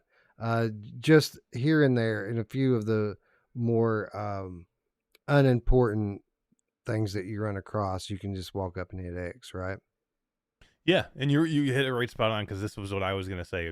When you came to me and you're like, "What did you think about the game?" I was gonna say, "Let me hit the one bad part first." Not even really a bad part. It's just that you can tell this is an add-on mode to the flat game, because it feels like a mod. To me, it felt exactly like, not exactly. It felt very much like the RE7 mod that we played on PC. And especially in some of the cut scenes when your body is laying in a certain position and your head is just out of position, and little small things with your hands, and you're right, there's some things that they do with like hitting the X button, where, and you can't touch or pick anything up really. I mean, you got a couple of things, but most objects you can't touch in any way or grip or grab, that you would normally feel in a regular built from ground up VR game. You'd be able to grab them like a doorknob. You can't actually grip a doorknob. You have to like go up to it and then hit the grip button, and you hear like a little like noise, but your hand never actually touches the doorknob. So just little small things that make it feel like it's a mod. Is that a bad thing? Absolutely fucking not. This game is insane. I'm so glad I waited to play it on the PlayStation VR 2. The haptics are freaking cool. The visuals are amazing. I will actually absolutely probably have this game finished by the time we meet next time. Nice. The visuals, like they look good on PC. I mean, obviously, with it being a mod of the flat version, all the detail gets left in. But the picture overall on PC was a little dirty. There was some aliasing and these sorts of things. Not egregious, but it was there. None of it here, Eric. It was just clean and detailed. And I think that the description of this looks better in VR than it does flat, I'd say that was pretty accurate. What do you think? 100%. I mean, when you're playing a mod, you're like, okay, maybe I would play this in the mod, or it was pretty amazing, but I could go back and play it flat and be fine. You'll play this and you'll be like, I'll never play this game any other way. This is amazing. I mean, to the point like when they're dragging you out of the house, I mean, it felt super cool. Some of the even the cutscenes, which are kind of like like a modded cutscene, they didn't bother me in any way at all. Like I was like into them, you know what I mean? And I had already played this part of it in a mod, a PC mod, a couple of different times, and then it just felt really good. And being that in the forest, that whole area, and like darkness and everything around you, it's just so foreboding when you hear. Like I knew these, like when I'm walking through that forest dark, I knew these things were running around me, and then I heard a sound and it scared the shit out of me, and I still already knew they were coming, and it still scared you because it's so dark, and it's just awesome, man. I just love this game. I can't wait to just get in it and actually finish the whole thing. I've really blacked myself out to watching any other content except for the first like half hour, 45 minutes of gameplay. So this is all going to be new to me coming up, and man, I'm so glad I waited. Yeah, I imagine so. Ruuts, a staple of any great horror game, especially in VR, is the audio design. And they nailed it here. And it's obvious from the very beginning that they put a lot of emphasis on that. Directional 3D audio, terrifying in this case, isn't it? Yeah, the Tempest audio is amazing. You can hear stuff scurrying around, even on different levels. You hear them, you think they're on the other side of the wall, but they're actually like maybe above you or whatever. But it was amazing. And just to touch on what you guys were saying as far as, or what Eric was saying about the cutscenes and the arms that your arms will be placed. You can like spin and then your arms are like behind you or whatever, but like, I'm glad that they did that, because a lot of games they would anchor you in that spot, and that feels really weird and bizarre. And so they allowed you to turn around and move around. Yeah. And they weren't so tied to that your arms needed to line up perfectly. They didn't give a shit. They just wanted to make it comfortable for people, and I think that's kind of important. So yeah, it was cool that they unlocked the turning during those scenes, so Yes. that you can kind of put yourself in the position to be the most comfortable as you move through it. With regard to the audio, I don't know what you guys did, but I wanted my initial impressions of the headset to be with the included audio. And there's been a lot of criticism from Questies and PC guys about the thing not having onboard audio. But I got to say, using these custom earbuds that were included with it, this is far superior to like the strap audio that comes on Oculus headsets. Did either of you guys try out the included earbuds, or did you just go straight to over the ear headphones? I used I haven't even used the over the ear yet, just because of the same reason. And not only that, but how cool is it that those earbuds that they give you with it, like that snaps underneath, and like they're just always there hanging perfect to go right in your ear. I think it's a very good system, and I like it. It's interesting because people, I guess because it plugs in, like you have to attach it to the headset the first time that you use it. People don't count that as onboard audio, but Eric, that's exactly what this is, right? This is included onboard audio. It's just something that you have to plug in one time at the beginning. Yeah. I mean, if it was plugged, if they had actually plugged it in the box, you wouldn't even think it comes out, and you would think it would just be the regular audio. So yeah, I mean, it's included audio. I wish that because people took that and ran with it, like, oh, how cheap are they not putting audio with this? But literally, there is audio with it. Now, is it good audio? I didn't have the same experience that you did. I didn't think they were very good. I'm just not, and I use earbuds. Like I'm using earbuds right now. I just thought it was. There's no volume. Maybe I'm wrong. Maybe I couldn't find anything. But is there a volume up and down on the headset? I turned it up. Yeah, you have to turn it up, as they're quiet if you don't. Okay, but so maybe that was my issue then. So I'll back off because I just thought they were really low, so I probably needed to turn it up. The audio was about half, or a little bit over half. So once you cranked it up, so forget about what I'm saying then. because it I was could probably that. I couldn't turn it up all the way. Like it hurt my ears to turn them up all the way because they were so loud. I turned it to about 80%, and it was perfect for me. Good. I But feel better now. it's on the if you hit the PlayStation button that brings up the general bar, or the taskbar, it's on that bottom taskbar of things. If you scroll about halfway through it, there's a little speaker, and you click on that, and you can turn it up. Nice, nice. I'll definitely get in as soon as we're done here, and I'll have another report next time we meet on those because, yeah, I just they were just too low for me. That was the only complaint I had. Other than that, I just like I thought everything sounded okay. Like the bass was good and the treble was good and everything like that. I couldn't turn it up. I'm like, wow, they're just not powerful enough for me. But that was probably it. I probably had the audio at halfway. So I guess Gamertag VR is driving home. He wants to know if he can pop in and join us when he gets home. Roots, are we equipped to do that? Yeah, I don't see why not. I'd have to find the let me see if I can find the overlay with his name in there. Boom. Yeah, I can send that to you. That's no Yeah. problem. GT, just let us know when you get home. Go to the Virtual Strangers Discord channel and join the audio channel that is labeled Green Room, and we'll get you in. So in the meantime, let's wrap up RE7. Guys, coming into this, I thought that this was probably going to be my favorite game. And I was right. Now, I know you guys are really, really high on Gran Turismo, but is this at least a close second? Would you agree?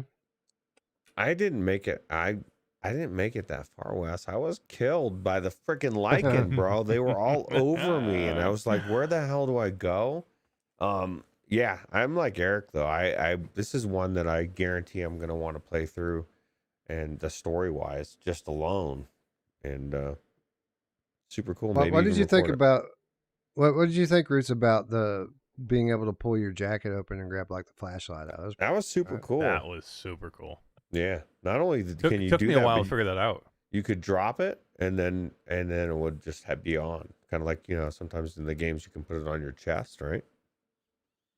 Yeah, you know what though? Most of the time I just held it because I felt like it felt more realistic to me to hold the flashlight. I did drop it a couple of times and let it go, but most of the time I just held it because it felt more natural to me. Yeah. Anyway, while I'm finding GT's overlay here, why don't we move on to the other banger of the week, and that is Horizon Call of the Mountain. This is kind of the flagship title that PSVR 2 launched with. A lot of high expectations going into this one, and I got to say, Eric, I think at least thus far, I haven't finished it. Obviously, I've just kind of got started in it. Thus far, living up to the expectations for me. What about you? This game blew me away again. I probably spent more time in this than anything else because it was the first thing I got into, and when I got in there, I didn't want to get out. I wish I probably would have pulled out a little. Oh, I don't want to say that. I wish I would have got out of it a little bit sooner, just to have some more time on their stuff. But man, I love this game. But I get trapped, and I'm not like this normally. Like you are very much a person who wants to go to every corner of the environment to look for everything. And I'm normally not like that. For some reason with this game, I want to find everything I can find that's cool, or if I missed maybe, like even there was stuff during my demo that I had missed, now that I'm getting out, I had more time to get into it. So I didn't get super deep into the game, but I spent a lot of time. I probably spent over 2.5 hours probably in this game.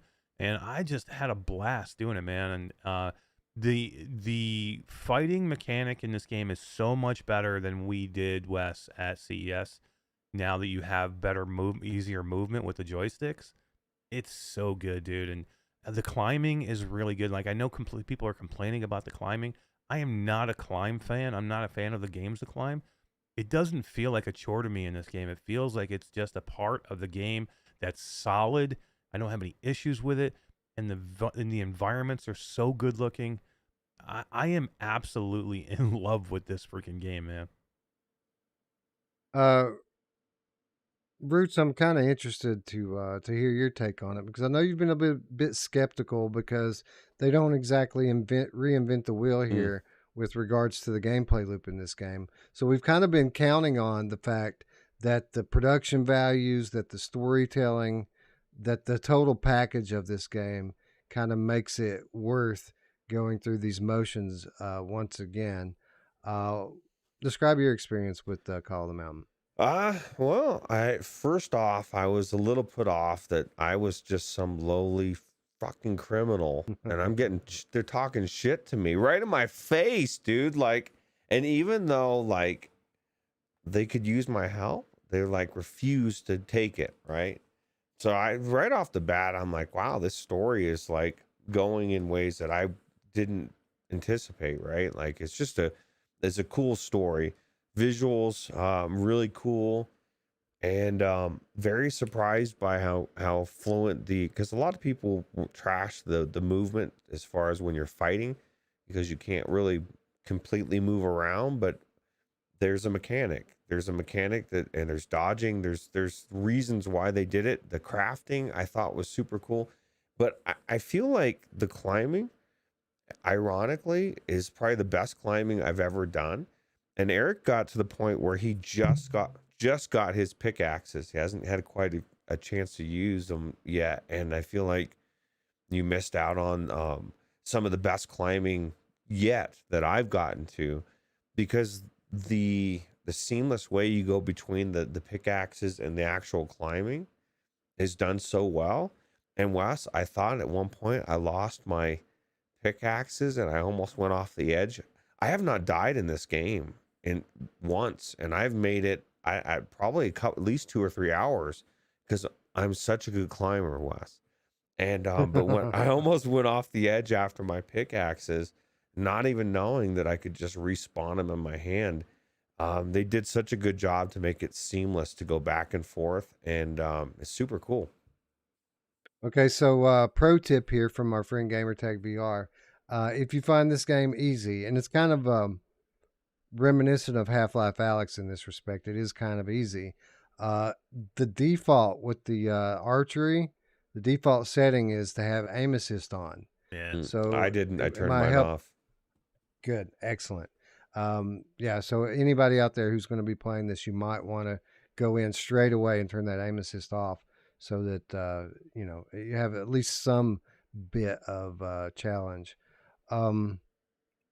Eric, how has the well, first of all, how far did you get into it? Have you played it very much?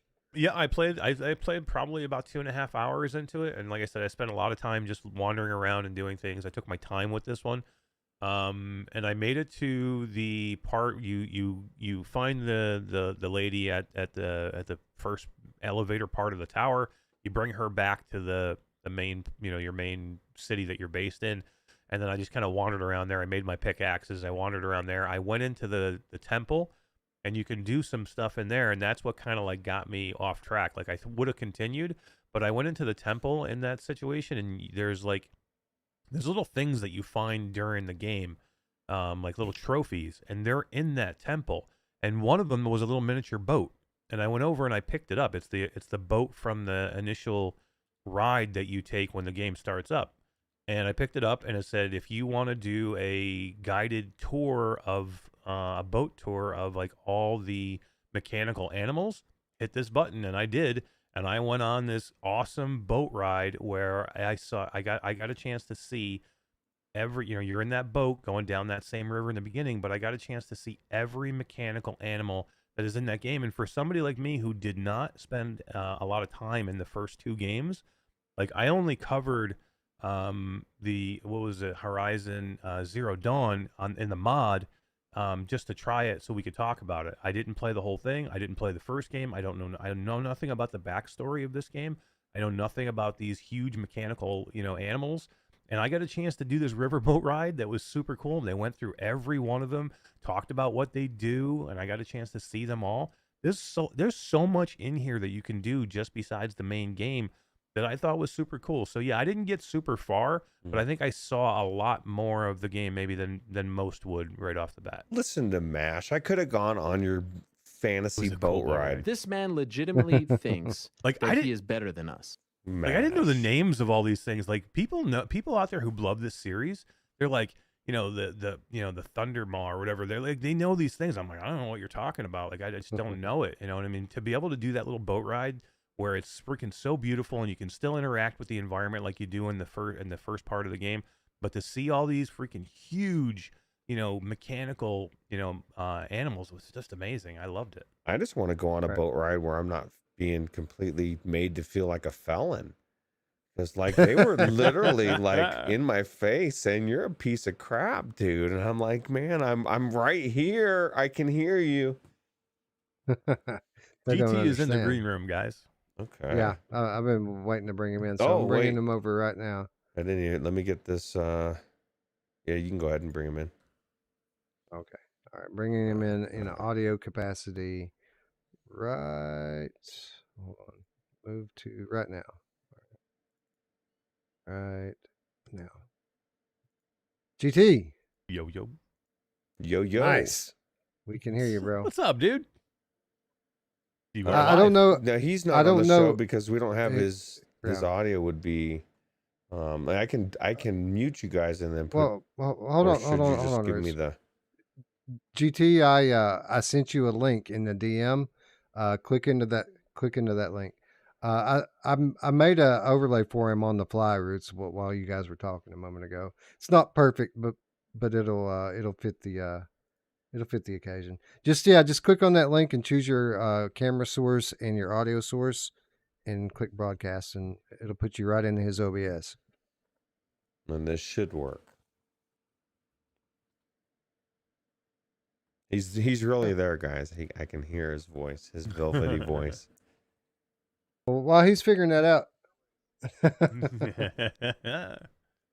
while he's figuring that out, Eric, what do you think about the combat with this kind of on rails semicircle lock on thing that they do? Is it something that you got used to over time, or is it a big negative for you? I thought it was fine. I mean, would I prefer a free roam where I can just do what I want? Probably, but it doesn't bother me at all. Like, you feel like a badass, man, when you get it down and you get that little flick movement with the right stick that actually kind of throws you from side to side. I thought it was great, man. I mean, I like it. I mean, I had a chance to battle like, one of the smaller ones in the beginning, the one that we did at CES, and then I did the two flying, bird-like things right before I stopped. I killed two of those things, and I was good at it. I was way better at here, at home than I was at CES when I had a chance to do that. The movement is so much better now when you can control how you want to move with the sticks.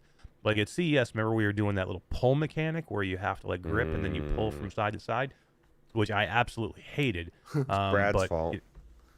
Yeah, you broke it. But yeah, this was so much better. I thought the movement was badass. I'm fine with it. Everyone say hello to our good friend Gamertag VR. GT, Hello. welcome to Strangers in the Early Morning, I guess, for you, huh? Do you know where it got mixed up? You said to me Wednesday, right? But Right. obviously you mean Wednesday night. So yesterday I thought, he must have not done the show yesterday morning. He's going to do it Thursday morning. And obviously I woke up on Thursday morning and it's Wednesday for you. And I'm like, oh, that's what you meant. Damn it. It's all good. It's all good. You're here now, and that's all that matters. So thanks for joining us. Thank you for having me. So what a time, GT. What a week. I mean, and I've said this a few times today. Times like this, days like this are very rare in what we do. So I've been trying to savor it as much as I can. Talk a little bit about the last couple of weeks for you and what a special time it's been. It's been a frustrating time and a special time because I was in a very privileged position to have something that like emotionally affected me quite a lot because PSVR, as me and Wes have discussed before in the past, is a life changer. I know it sounds so over the top to say that, but it was a life changer for me, and it's changed my whole life, like my working life now. It's not only my gaming life, my real life kind of thing. And to know there's another generation now. Like we've got another 2-3 years of fantastic VR ahead of us, and that is the main bit of my happiness. That's my focal point of the happiness. That's Same with me. Absolutely a life-changing event. Playing that PSVR for the first time set me Yeah. on the course and the path that we're on to this day. It's almost to the point where like I don't want to put it back in the box. It's time for it to go into its box and go into the closet, and I just don't want to do it. But my PSVR, right? I don't know about yours, but mine has perished with probably sweat or whatever else. So like every time I wore it, I'd be covered in black bits, dude. And I've put it on this like light head now, so I can still see it. It's still there as a memento, but yeah, it's haggard. It's like Yeah. I peeled all that stuff off of mine. When it started flaking, I just went through the whole headband and peeled all that crap off. Nice, dude. Nice. But it's so like I've been listening to the show all morning, and yeah, literally, I actually think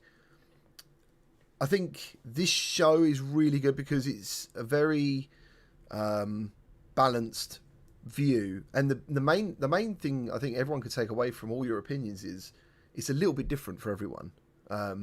Yeah, and that's important. But the main point is everyone agrees it's not perfect, but I don't think it should be perfect for that price point. And I think Meta has given us like this disillusion of how much something is worth. That's really caused some problems. Like, even though like you're talking about the mirror effect, which I was listening to you guys and I really wanted to just be like, oh god, I wish I was on this show to talk about it. It was really frustrating. I was driving like, oh, I really want to talk about it.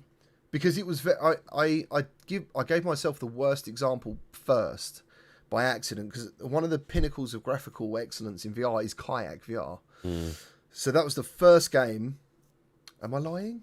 Did I use Horizon first? I don't know, but Kayak was the game that I wanted to test first. Like, I was thinking, this is going to be the game that lets me know what sort of, and this is important to me, what sort of price point we're looking at here, because the main argument is, dude, I've got to buy a PS5 and a PSVR 2, right? But then I'm like, well, the graphical fidelity we're getting on this and the features, how much is that worth if it was a PC equivalent? Like, to get something like Horizon running on a PC in VR, I imagine would be a hefty rig. Now, apparently Upload have said it, they've done a comparison and it's a 2070. So, and that's what made me think, right, Kayak. And I have, and I don't think it's the game having issues. I think it's definitely the headset, the ghosting from the reprojection. But it's, as I said in my review, it's like a contrast thing. The sky's so blue and the trees are so dark. It's the worst case scenario. And then playing Kayak at night where there's loads of different light sources. You know, you got the bright white moon, the blue sky, you got rock faces. It could be black to grey. That's the worst case mirror effect I've seen. So once I guess you've seen the worst, everything else is a little bit like, do you know what I mean? It's not so bad. Actually, funny enough, and I don't know whether it's because I've just been in this bloody thing so much. When I played Resident Evil 8, I didn't notice anything. And yet I've seen comments of people saying, did you notice this? Did you notice that? And I think maybe I've just got used to maybe if there's any issues, possibly. That's very possible. That's something that I noticed even playing the original PSVR one, like going back to it from PC, it's a very noticeable jump on day one. But if you play it like 2 days, 3 days in a row, all of a sudden you start to think, is this thing just performing better or what? And it's not. It's just your eyes and your brain adjusting to what you're looking at. Yeah, I reckon it is something like that. I mean, that's the thing. And I've been using my Quest 2 quite often for work kind of thing. I haven't touched the Quest Pro for like a month, dude, because unless they start patching games to make use of the technology in it, the lenses are lovely, but my Quest 2 is much more comfortable, so I end up just always defaulting to Quest 2. Do you still use the Pro controllers though with the Quest 2? No, because I didn't really have the amazing. Mash was just raving about them. No, I do the Light like Brigade. I do like them. I didn't find it that that amazingly profound different. Where I love the fact that the Quest 2 controllers have an AA. I mean, the AA batteries that last for so long. And I don't know whether I'm just like, because I've got so many things to do, I'd rather just go bang headset, bang controllers, I haven't really got to care about anything. So the Pro controllers, I love them. I think they are fantastic controllers. I really do. But yeah, I don't know. And I think the Quest 2 controllers are quite robust as well. You know, I'm often punching things. Who isn't punching things though in 2023, right? Yeah, so I mean, if the tracking was, I don't think the Quest 2 tracking is that bad to warrant buying those controllers or using them for me personally. That's basically what I'm trying to say, is that I think the inside out tracking on Quest 2 is excellent. What about the inside out tracking on the PSVR 2? Because that was kind of a big question mark coming into this when we heard that Sony was changing their tracking solution. Really, up until now, the only company that's really done a great job with it. I mean, there's been, companies that do pretty good with it, but the only one that's done a great job with it thus far has been Meta. And for me, obviously we still need more time in it. We need to put it through its paces, but so far the tracking for me has been very good. What has your experience been with it? So, I was trying at the time. Horizon, I only had a few hiccups, nothing major. So I was a bit like, right, what game could probably do it? And actually, the Light Brigade is a really good test of it because of, as we know, it's rifle up and stuff. And I was actually initially disappointed with. Basically, I think I'm a really good shot in VR. Okay, when I played Light Brigade on PC, apparently Eddie was really surprised how far I got on my first run because I'm a good shot. I know I'm a good shot. But when I was playing on Light Brigade on PSVR 2, I wasn't a good shot. And I was like, what is going on, dude? Is it me? Am I like, get good, bro? Do you know what I mean? What's happening? So I messaged Eddie and he basically confirmed. He was like, yeah, we're having a bit of problem. What did he call it? I can tell you what he called it. I think it's where basically the technology of the controllers trying to figure out where they are if they can't actually see them. Right, yeah.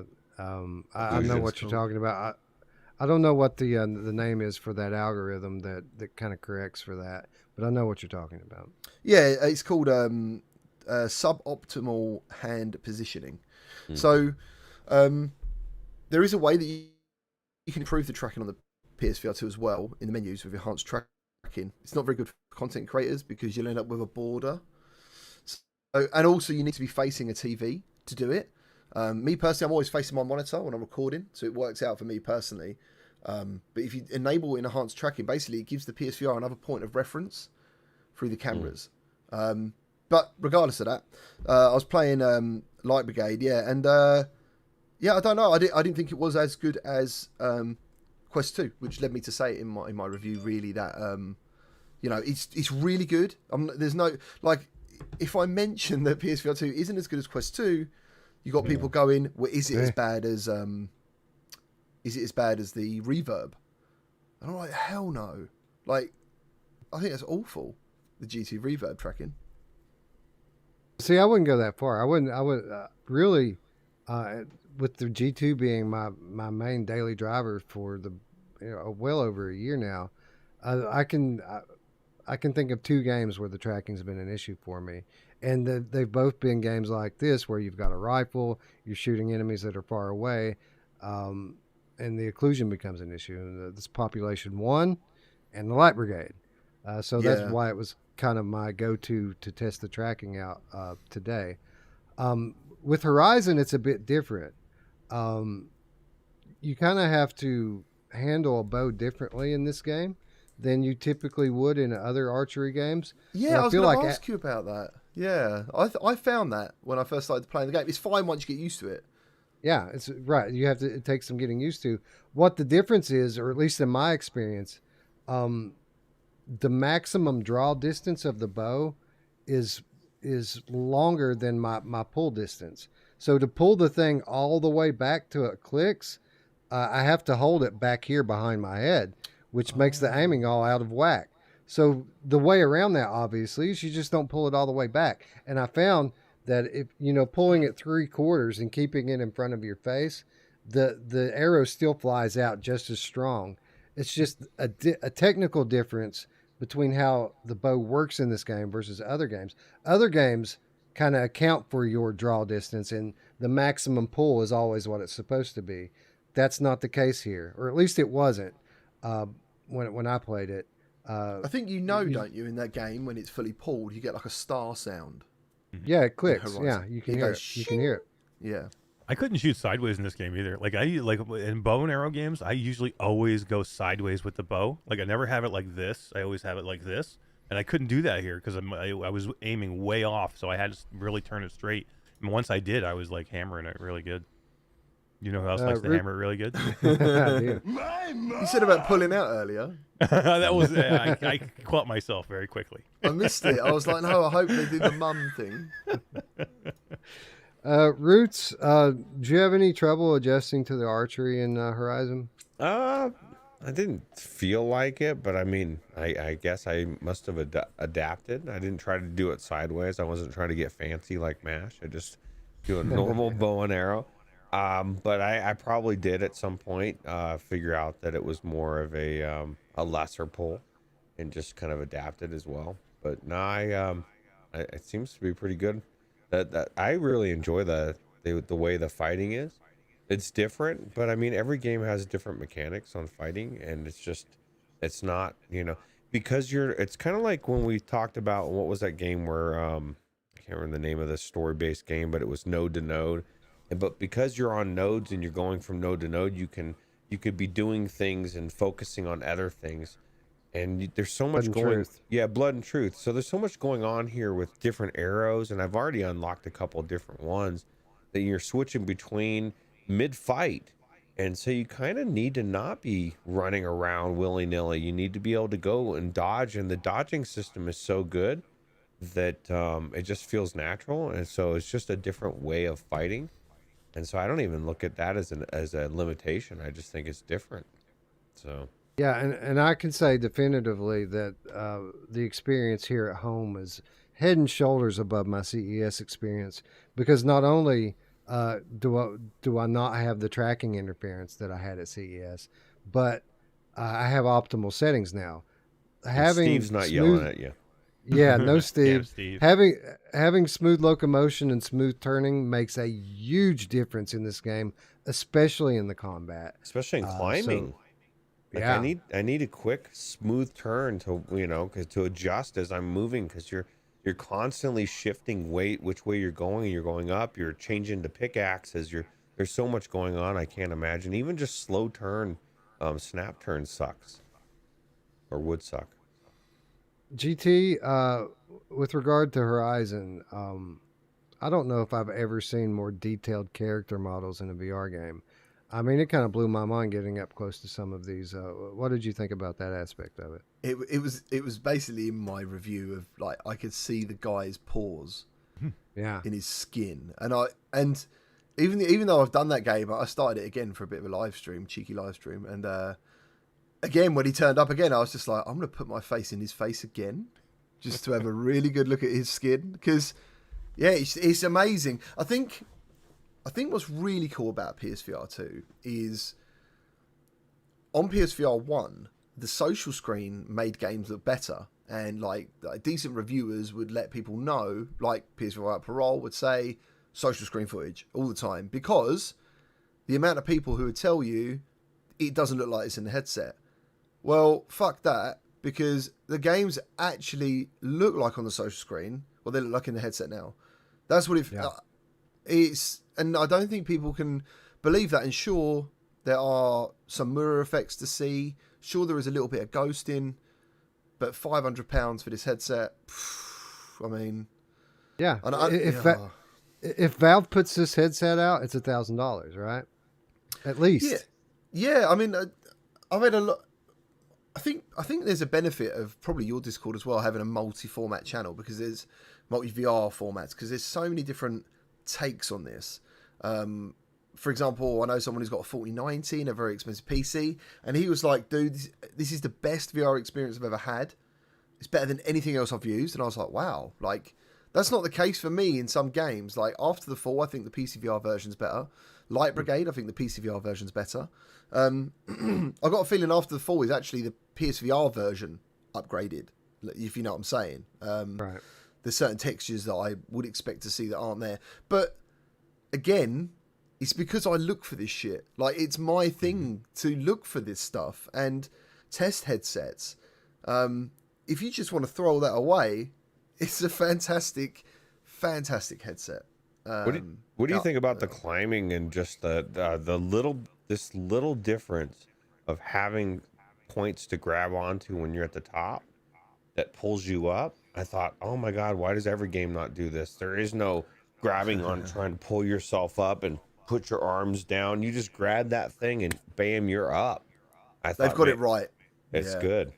They've got it really right. Do you know what, Ruuts? Fair play. I didn't even consider that as a factor. And I know you've said it. I'm like, the amount of games I've played, Boneworks, for example, there is a technique where it's almost like it's trying to be so realistic that it's just not fun in some ways. It sucks. Hate it.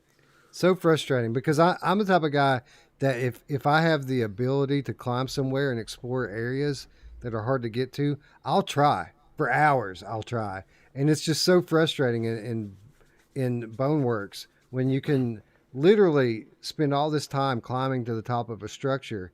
And then when you get to the top, you can't mount it because of the way the physics system works. That is so frustrating to me. And I got so mad every time I tried it. I just feel like the climbing is so streamlined, going between pickaxe to regular climbing to, like, I just felt like it's like every climbing game should be. Like, it really made the climbing enjoyable instead of a chore. And, you know, most games, they want to showcase the climbing, but there's jank to it or it doesn't flow well. And I thought that they, for such a big part of the game, they did it, like you said, really well. You know, Eric, it's been said, going back to what GT was talking about a moment ago, it's been said a couple of times in the build up to what PSVR 2 is going to be and what kind of significance it's going to have in the VR market. People have described it as now we're able to have actual PS5 games in VR. And, you know, when you first hear a statement like that, you think that, well, maybe it's a little bit of an exaggeration. Maybe they're just kind of hyping it up a little bit. But after playing a game and experiencing a game like Horizon, like RE8 Village in VR, it's absolutely true, isn't it? Like these, the reaction that you have the first time that you experience these games in VR is the same kind of reaction I had the first time experiencing PS5 on my 4K HDR television. Just wow, I've never seen anything like that.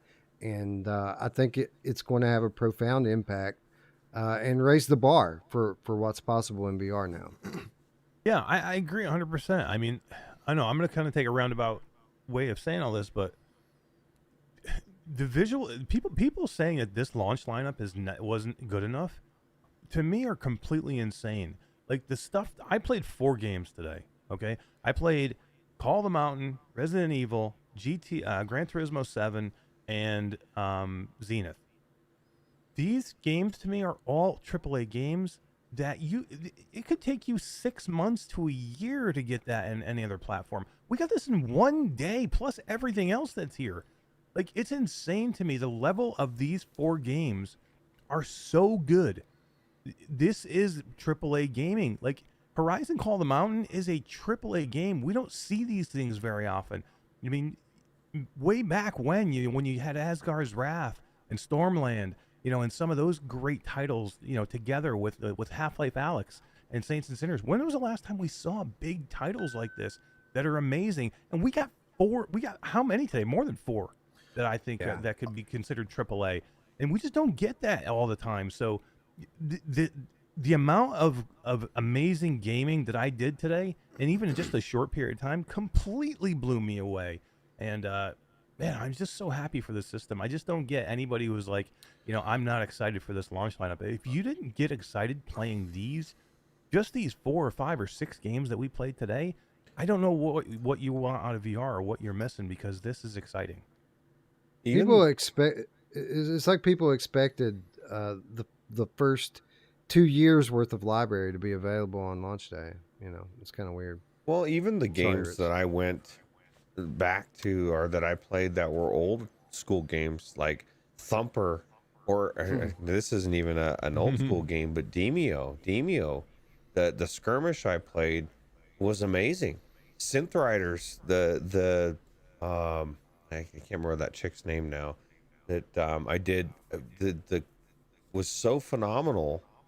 The colors, you know, the Tetris effect. Like I just all of these games I felt like were like a better version than what I've been playing, just because the colors were so much better, and especially the ones with the audio and stuff, and like Tetris effect, super cool.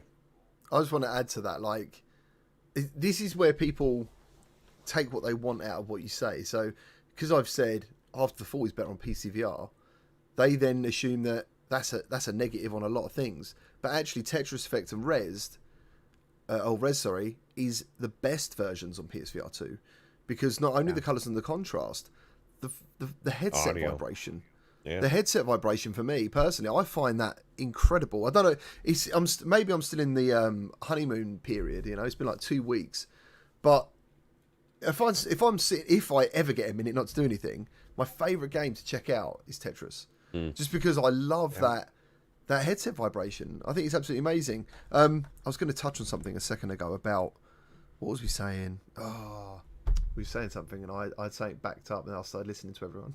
Well, We what were we- talking about Definitely. AAA gaming and what that means. Oh yeah. The lineup. That was it. I do get, like, you can, if I wanted to, I could find faults in a lot of things. Yeah, like I was listening to Eric earlier about RE8. There's a lot of stuff you cannot interact with because it's a VR mode. Yeah. Now, for me personally, as like a play tester, I just do that stuff. I go around, I'm like, can I grab this? Can I grab that? There was like a vase in Resi 8 where a lot of them around didn't break, but one at the back did for some reason. Like, I just threw the knife and it broke it, and I was like, that's really weird. Why would that one break and these ones don't? The launch lineup is so individual. If you're not interested in Horizon, you know, if you're not interested in racing, you know, I get it. I do still feel that only negative I've got of this launch is there is no family friendly like experience like PlayStation VR Worlds or Astrobot. something like that. Yeah, it's just something where, what was it? Astrobot featured first in something. Was it PlayStation VR Rooms? Playroom. Playroom. Playroom Yeah. VR. Just something like that, I think, would have been the real killer for a lot of people. You know, that's what I think. That's the only thing that's missing. But yeah, for me personally, as a gamer dude, I'm absolutely loving it. Gran Turismo 7 is just phenomenal. So good, dude. And really, they could tackle that easily by doing just a demo collection, give people a level of Kayak, give them a level of Tentacular, maybe Cosmonius High, and then throw in some more adult things. Make it like Demo Disc Volume 1 was, where you can have a nice cross section. bring back the manta ray. Bring back the Tyrannosaurus Rex, dude. Oh my god, why not? What about your level from What the Bat? Like the top, the best one. Just trolling Eric, dude. But no, GT, the lineup became a lot more daunting for me today because coming into that today, I'm thinking, well, there's 10 titles that I must play and that we have to cover. But getting into some of these remakes and enhanced versions, I didn't really understand yesterday what kind of impact the new platform and the new features we're going to have on games that I've already played. So now I feel like there's 30 games that we need to cover over the next month to 2 months, and it's very daunting. Yeah. Did any of that surprise you, like the impact of the triggers and haptics? Like, we all knew what it meant, but you didn't really understand it until you felt it, right? Or at least that's how it was for me. No, absolutely. And I think you still haven't, I don't know. I mean, there may be other games. I've got to go back to After the Fall because the trigger pulls were quite hard on some guns. That was pretty cool. I think I'm a bit of a, what's the word? I'm a bit vain in my visuals. So I just preferred After the Fall's look on PC. The word is graphics whore is what we let me ask you this, GT. Like it. In all, I don't know how much time you played After the Fall, but in all your PlayStation VR 2 After the Fall games, did you ever have a moment where you couldn't start the game? You couldn't play it?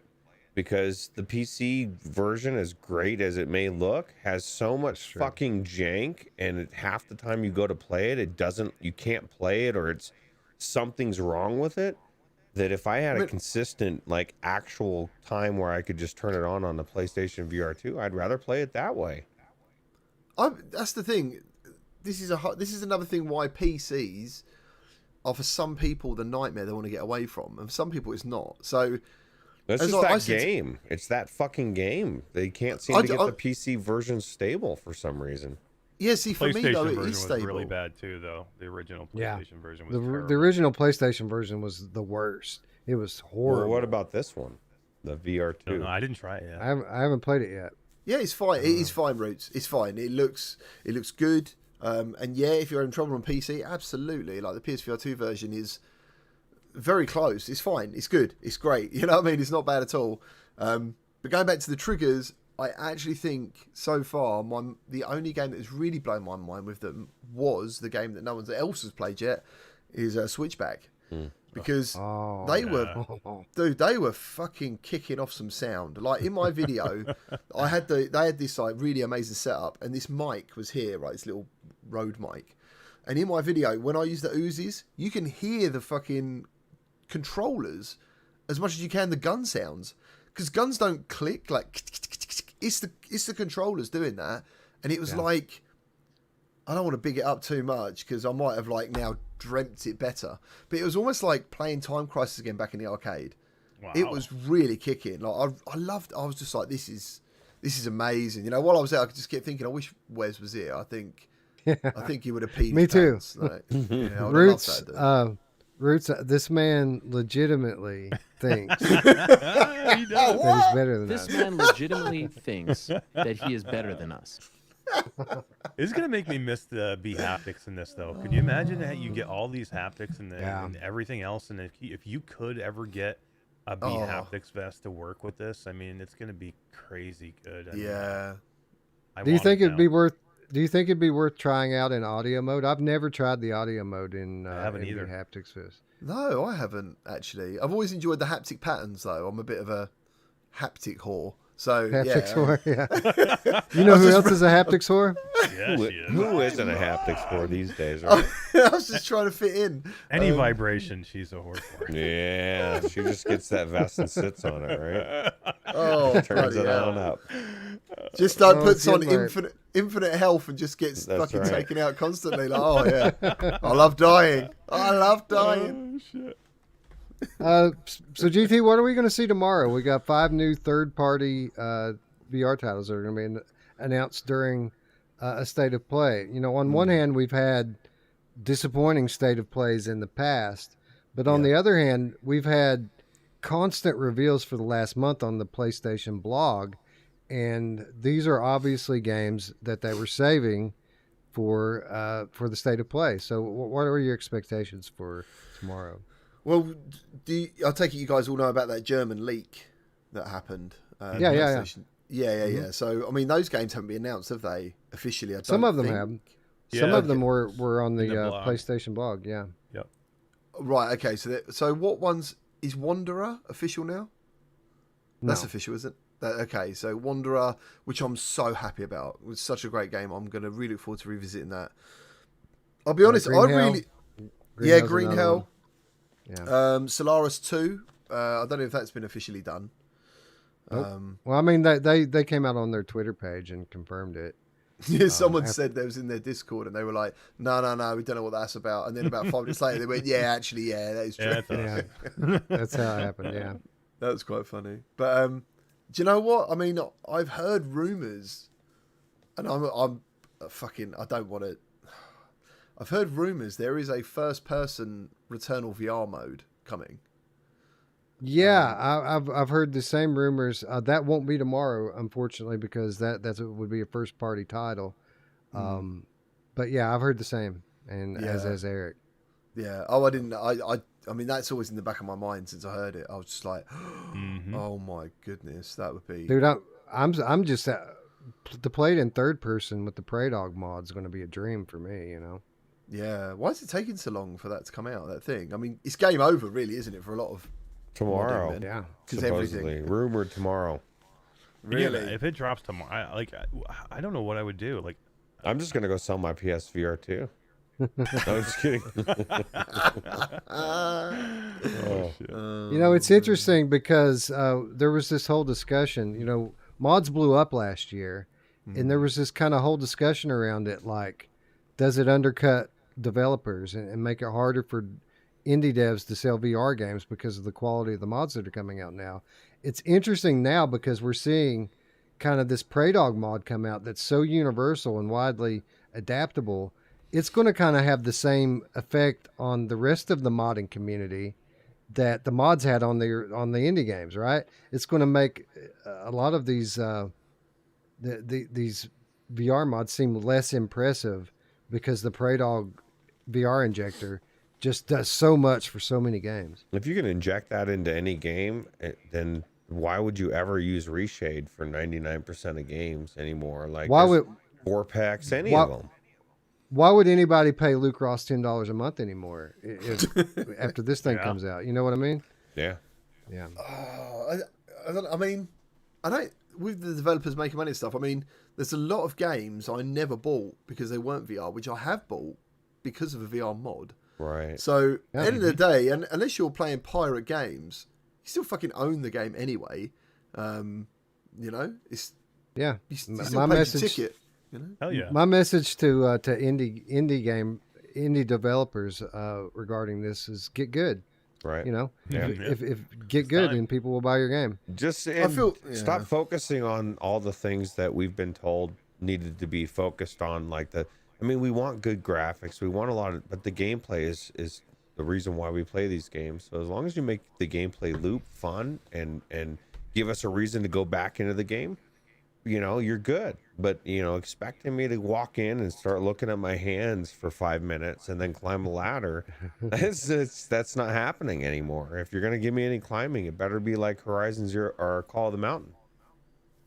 So. Yeah. Speaking of which, Roots, we saw some pretty amazing hands today, didn't we? Oh, yeah, man. There was a lot of hands. A lot of hands to look at. I'm seriously impressed with Roots. Was seriously, you were not into Call of the Mountain. Like when you found out when GT came out and said there was a lot of time in this game, and everybody said that, you literally were not interested in this game. You were like, I don't think I'm gonna like this. You're like, you were just like, I'm not looking forward to it at all. Even that review, like, was like the thing was like, look at the climbing, and I was like, are you fucking kidding me? That's like that's what they're focusing on, because this is a climbing game, but it's so much more than that.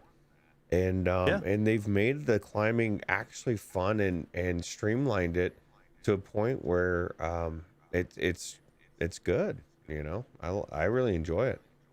Yeah. So the fact that you like it so much I think is a huge, testament to how good this game is.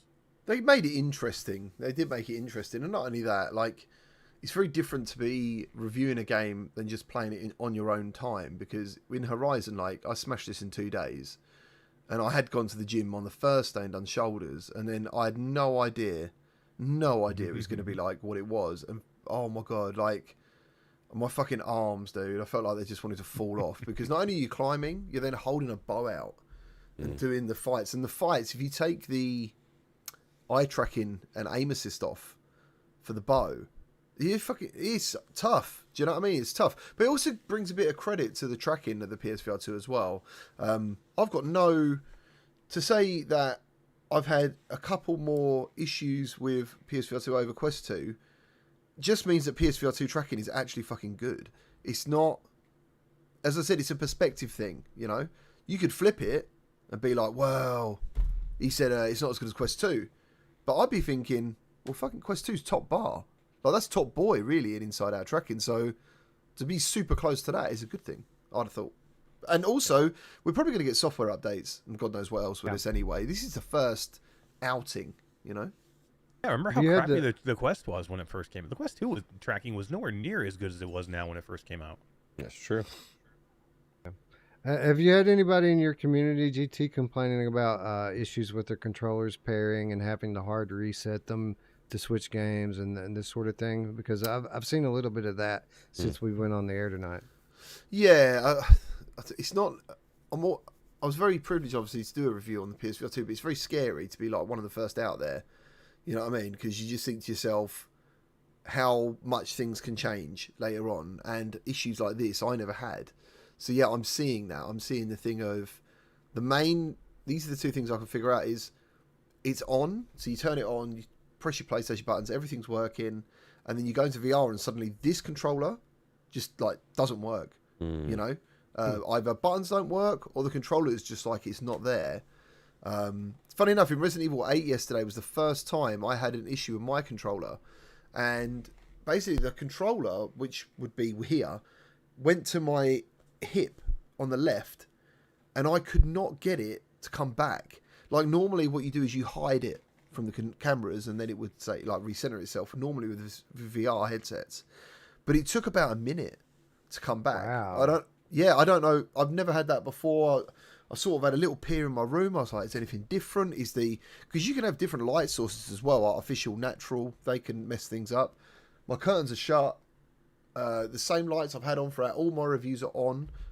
I had no idea. No idea what caused it. It was just and it was like a solid, I'd say a minute of that right controller would not go back, and then suddenly just went back. I don't know. As I said, I do think this is going to be more of a software issue, personally. But right, and something that will get corrected and patched out over time, I would imagine. yeah, I hope so. Yeah, I think so too.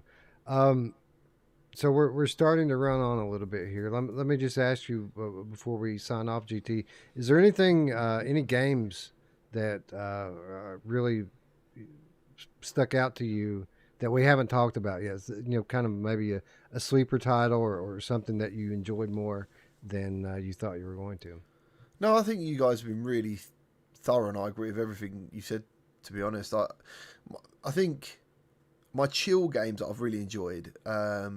What's the res mode? What you told me about it, Wes, before in the past. There's a mode in res. Area X. What's it called? Sorry.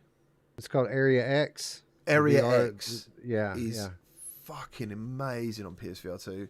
I love that, and I love Tetris and Thumper. Like they're the three games that you can play them. Was so good, right?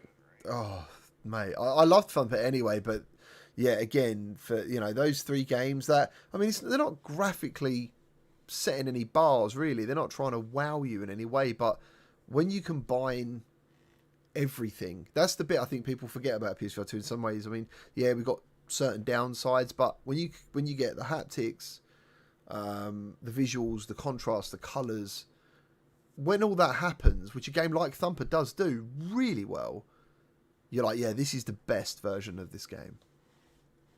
Thumper was an upgrade too, right? It was because I just bought it because I tried to get into Thumper on my PlayStation 4 copy, and it only played it in the cinematic mode. And I went in afterwards because I was talking to Ruuts before the show, and I did see that it has an upgrade to the PlayStation 5 version that's $4.99. So I went and bought it.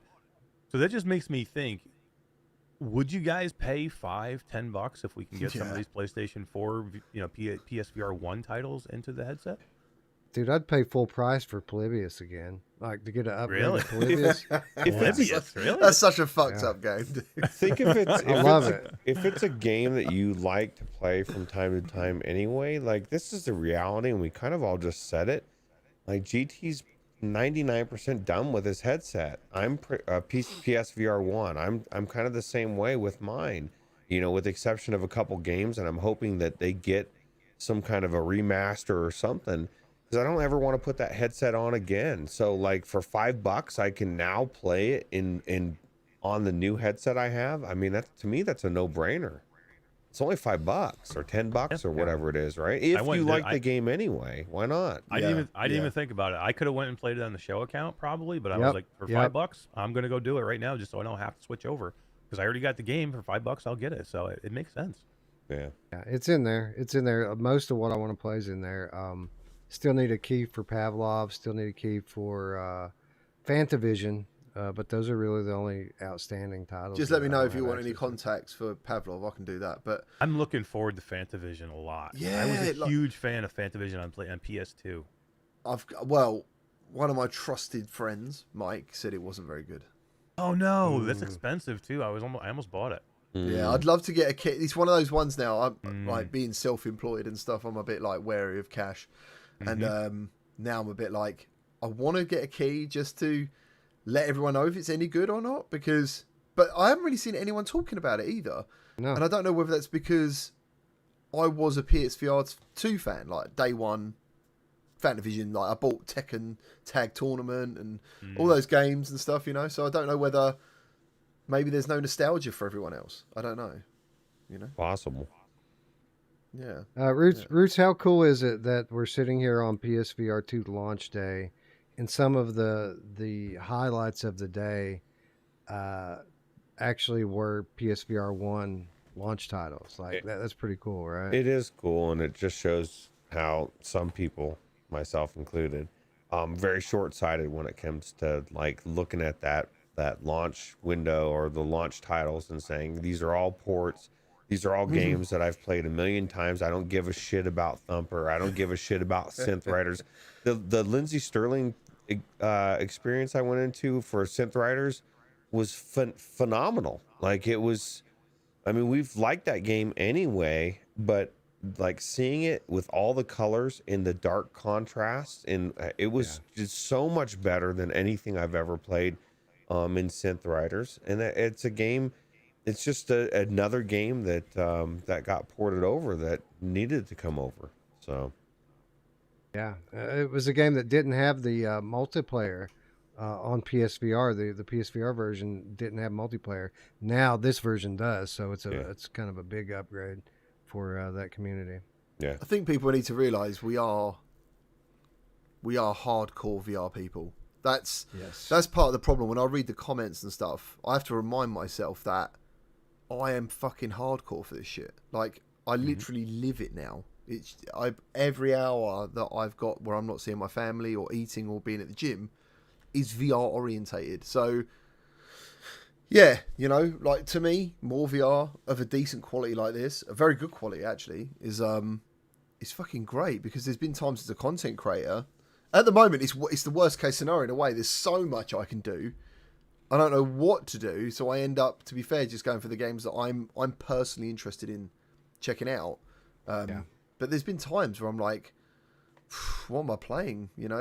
Quest, literally, like, that's the thing. I think, talking about Resident Evil 8, I still think Resident Evil 4, that was a proper remake for VR. And I really hope that we go down that path, because what Resident Evil 4 VR showed you was that's true dedication to VR for me. They literally took a game with all those assets and rebuilt it from the ground up for VR. And that's when I think, like, obviously Meta chuck a lot of cash in VR. They've put so much into it, it has to be successful, I think, for them. Yeah, I mean, so it makes sense when things like that happen, but they're so few and far between. Amazing things like that. And obviously we've got VR mode coming to RE4. And you got people now debating like, what is the mode? But actually, the RE8 DLC I think was called VR mode, I believe. Yeah. So, see, before there was some controversy with the initial reveal because they called it VR content. That's it. I think now today, with them calling it VR mode, it kind of confirms that it's most likely going to be the full game in VR. And that, if you've looked at any of the footage of that, that's going to be amazing to experience in VR. Yeah, absolutely. I mean, I hope in some way they take the VR portion of it into the development of the game since it's unreleased. In some ways, because like you guys said earlier, RE8 is a mixed bag for people with high VR experience, because you can go up to some cupboards and open them, and you can go up to some things because they've got some sort of cutscene or scripted moment that you have to press X. So it can be a bit confusing. I just let go of all my previous training and just thought, fuck it, I'll just do whatever. Just enjoyed it. But there's a simplicity to it though. Like when I go and I'm walking around RE8, I'm not spending 15 minutes searching, looking for every nook and cranny. If I walk by and I don't see that there's an icon to click on, I can just move by. I spend so much less time. Sometimes there's too much in some of these games, and I'm expected to look through every fucking cabinet. I don't want to look through every cabinet. I don't. I just want to get, what do I need? You know, do I need to pick up every can? Do I need to open every cabinet? And so there's a simplicity in not having all that extra bullshit that lets you go through to get to the stuff that matters. So I think they're, you know, in some ways it's good. Yeah. Yeah. Yeah. It's also just that thing as well, this plug and play business. Like, I still never forget the first time I was like, do you know what? I'm going to really invest some time into sim racing in VR. I'm really trying to find out, because there's people screaming at me that this is the best thing they've ever done in their life. And I can see that with JD Max. Used to be, I haven't seen him for a long time, actually. He went right in there. He went from PSVR to ringing me up one night and he just went, GT, give me the absolute fucking truth. How good is VR, like PC VR? And I went, it's the bollocks, mate. Like, you need to get it. It's the bollocks. And he was like, right. Dude, he went full tilt in that way. Like, he went full PCVR. He got all the rig. He had, like, these lights behind him for his videos. And, you know, they indicate if he's pulling over and all this shit. I don't know what it was. And I was like, wow. So, I remember doing my first sim. And it was like, I need to map this button. I need to map this button. I need to change this. I need to change this. Oh, the frame rate's a bit crap. I need to turn the mirrors off. And, you know, all these different... Went into GT7. I reckon within... I want to try to, from powering on to being in there was like 4 minutes. And I was just wowed by it. I was just like, oh my God, this is incredible. Like, this plug and play VR thing. Is just And I so guarantee that was with the wheel or no wheel? that was with the wheel, yeah. Okay, yeah, because that's the biggest thing that turned me off about the wheel to begin with the PC VR. It's like, okay, which game is it going to work with? What do I need to remap? There's so much jank that was involved every time I tried to use it. I would imagine just plugging it in and having it work is amazing, you know? So Nice.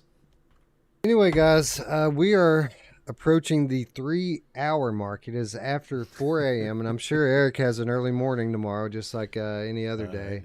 So there's going to be plenty of time in the coming days and weeks to really go deep on these games. There's so much that we didn't talk about. I mean, we didn't talk about Zombieland or Runner, or I mean, there's so many great titles in this launch lineup, and it's only going to get larger as we go along. And then 3 weeks from now, we get Saints and Sinners and Switchback to go with it. So very busy times. I want to thank everyone who hung out and stayed up late with us tonight, or got up early in the case of our friends overseas here to hang out and talk about these games and share this very special day with us. GT, thank you for coming through and hanging out with us today. Again, it was a very special day, and I'm glad I got to share some part of it with you. Thank you very much, man. Yeah, I felt so bad when I realised the day thing. I was just like, oh, because, yeah, you know, you're important to me, you guys, and I wanted to be part of.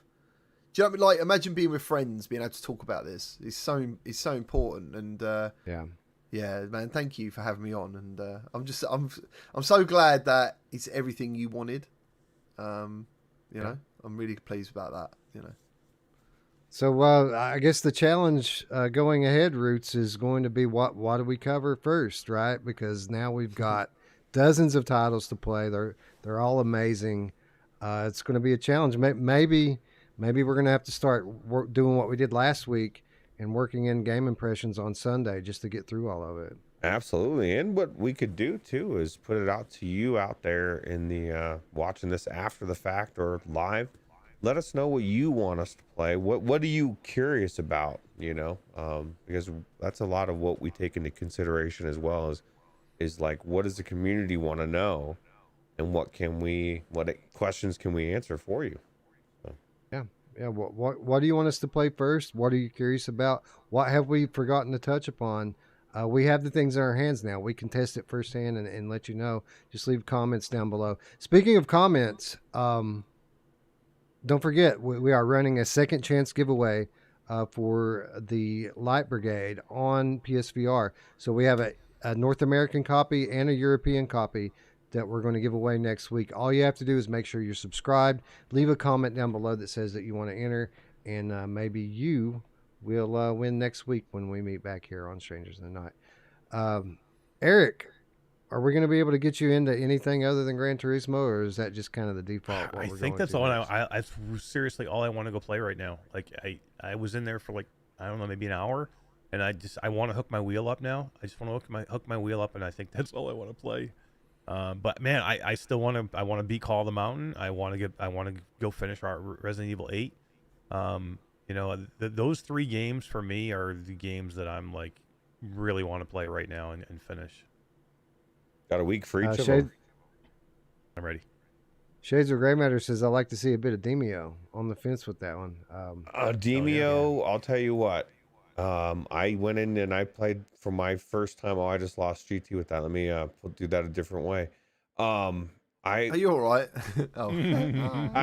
I was so blown away, not only with playing my first skirmish, but just how that game, like, I didn't know that there was a barbarian. I didn't know that there was a warlock, and I was using them, and it looks so good in the headset, the colors and the graphics. I mean, I almost feel like it looked better graphically than I remember it looking in PCVR. It blew me away. Again, a lot of that's going to go back to that OLED screen and those, those the color depth and brightness really probably make a big impact on a game like Demio. I haven't tried it yet, but I'm sure it's amazing. It was fun. It was cool. I love it. I love that we just finished the show and then I feel like we're starting again. We can start a whole new show. That's how we roll. Well, think about this, GT. Think about this. We have all these PSVR games to play now. But Vertigo 2's coming. Gambit is coming. Oh, like PC's not going to stop for us. So we got a very busy few months ahead of us. And hear me out. I do think that Meta are going to drop some games. Yeah. I mean, they did that already with I Expect to Die 3. I think some of the clout has been hidden a little bit. Like, everyone's just talking about other shit. But I think more will happen like that. Because it's been so quiet on the Quest front. You know, they're pulling their punches. They're pulling their punches because they're launching new hardware this year. Right. I think they know. Yeah, they know. They're fully aware. As I said, when I visited Meta in February, I was just like, last year, I said to Ruth, I was like, are you guys worried about PlayStation VR 2? And I can't necessarily give you the exact words, but they're aware. They're aware. Do you know what I mean? And I think there's certain people in Meta, even though I'm not really happy with the way things are going with the mixed reality. I love mixed reality, but this is why I like PlayStation VR 2. I like games. Like, that's my main focus, is always just playing games. Not really workflow and stuff. I like all that, though. I do. I get it. I really do. It's really cool. But, yeah, I think they're going to... I mean, they've got some good studios as well. Yeah. Danzaru, Ready at Dawn. Yeah, they're working on something, right? There's things coming. There are things coming. And I do think that... It's great. It's a great time. Like, we've got PSVR 2 to carry us for some of this year, and that's going to definitely dominate, I think, for a little while, because Quest 2, I feel, is coming to the bit of an end a little bit, but Quest 3 is not far away, and that's right. Either way, it's just great for virtual reality. You know, the worst case scenario. This is why I'm not going to bring it up again, but when anyone says Quest 3 done damage to VR, you're absolutely wrong, because all these games that are in the PSVR 2 launch probably wouldn't be here on the PSVR 2 because they wouldn't have sold copies on the Quest to make the money to develop another version. Like, it wouldn't. It's completely incorrect to think that the Quest done harm. It didn't. It. If anything, you could say PSVR literally just went, well, fuck it, we're just not going to bother now for a few years. Yeah, I mean, we might not even have seen this headset if Quest had never done what they did. I mean, it's definitely debatable, but I think there's a possibility. Quest brought it to people's attention that VR even existed for so many people. It's the most popular headset in the world. Yeah. Like, you can't ever snub that. You can't. Beat Saber. I mean, come on. Yeah, it's what I mean. It's impossible to do that. So, but either way, it's great because more competition, right? And just more people into VR. That's all that matters. Is content. Content is king, and it looks like we've got another player now. New content, fantastic. Yeah. Quest 2 let people know that VR is something that they want. Mm-hmm. And now we've got everyone jumping in. Now we have competition, and consumers are going to benefit from that. Yeah, absolutely. And they discover PC through Quest 2 as well. So it's such a... such a great time. It could have gone completely the opposite way. It could have just died a death, you know. And It is. VR's dead. We all know it. Oh yeah, Linus He's told dead us a long again? time ago. Oh, did man. Yeah, Linus did. Long time really, ago. I didn't know that. I do remember seeing like these things, these posts, like VR is dead, and I kept thinking, isn't it just starting? Like, Yeah. it's really weird to say it was dead before it was even alive, but who knows? Anyway, I think that's our show, folks. Again, I want to thank everyone for staying up late and hanging out with us. Lots of great content to come ahead. So if you haven't already, be sure to click the subscribe button and ring the bell so that you can be notified next time we go live here on Virtual Strangers. And with that said, friends, I'd like to thank you all once again for watching. For Ruuts and Eric and GT, I'm Wes. We'll see you very soon. Bye. Bye bye. Take it easy. See you later. Bye. Bye.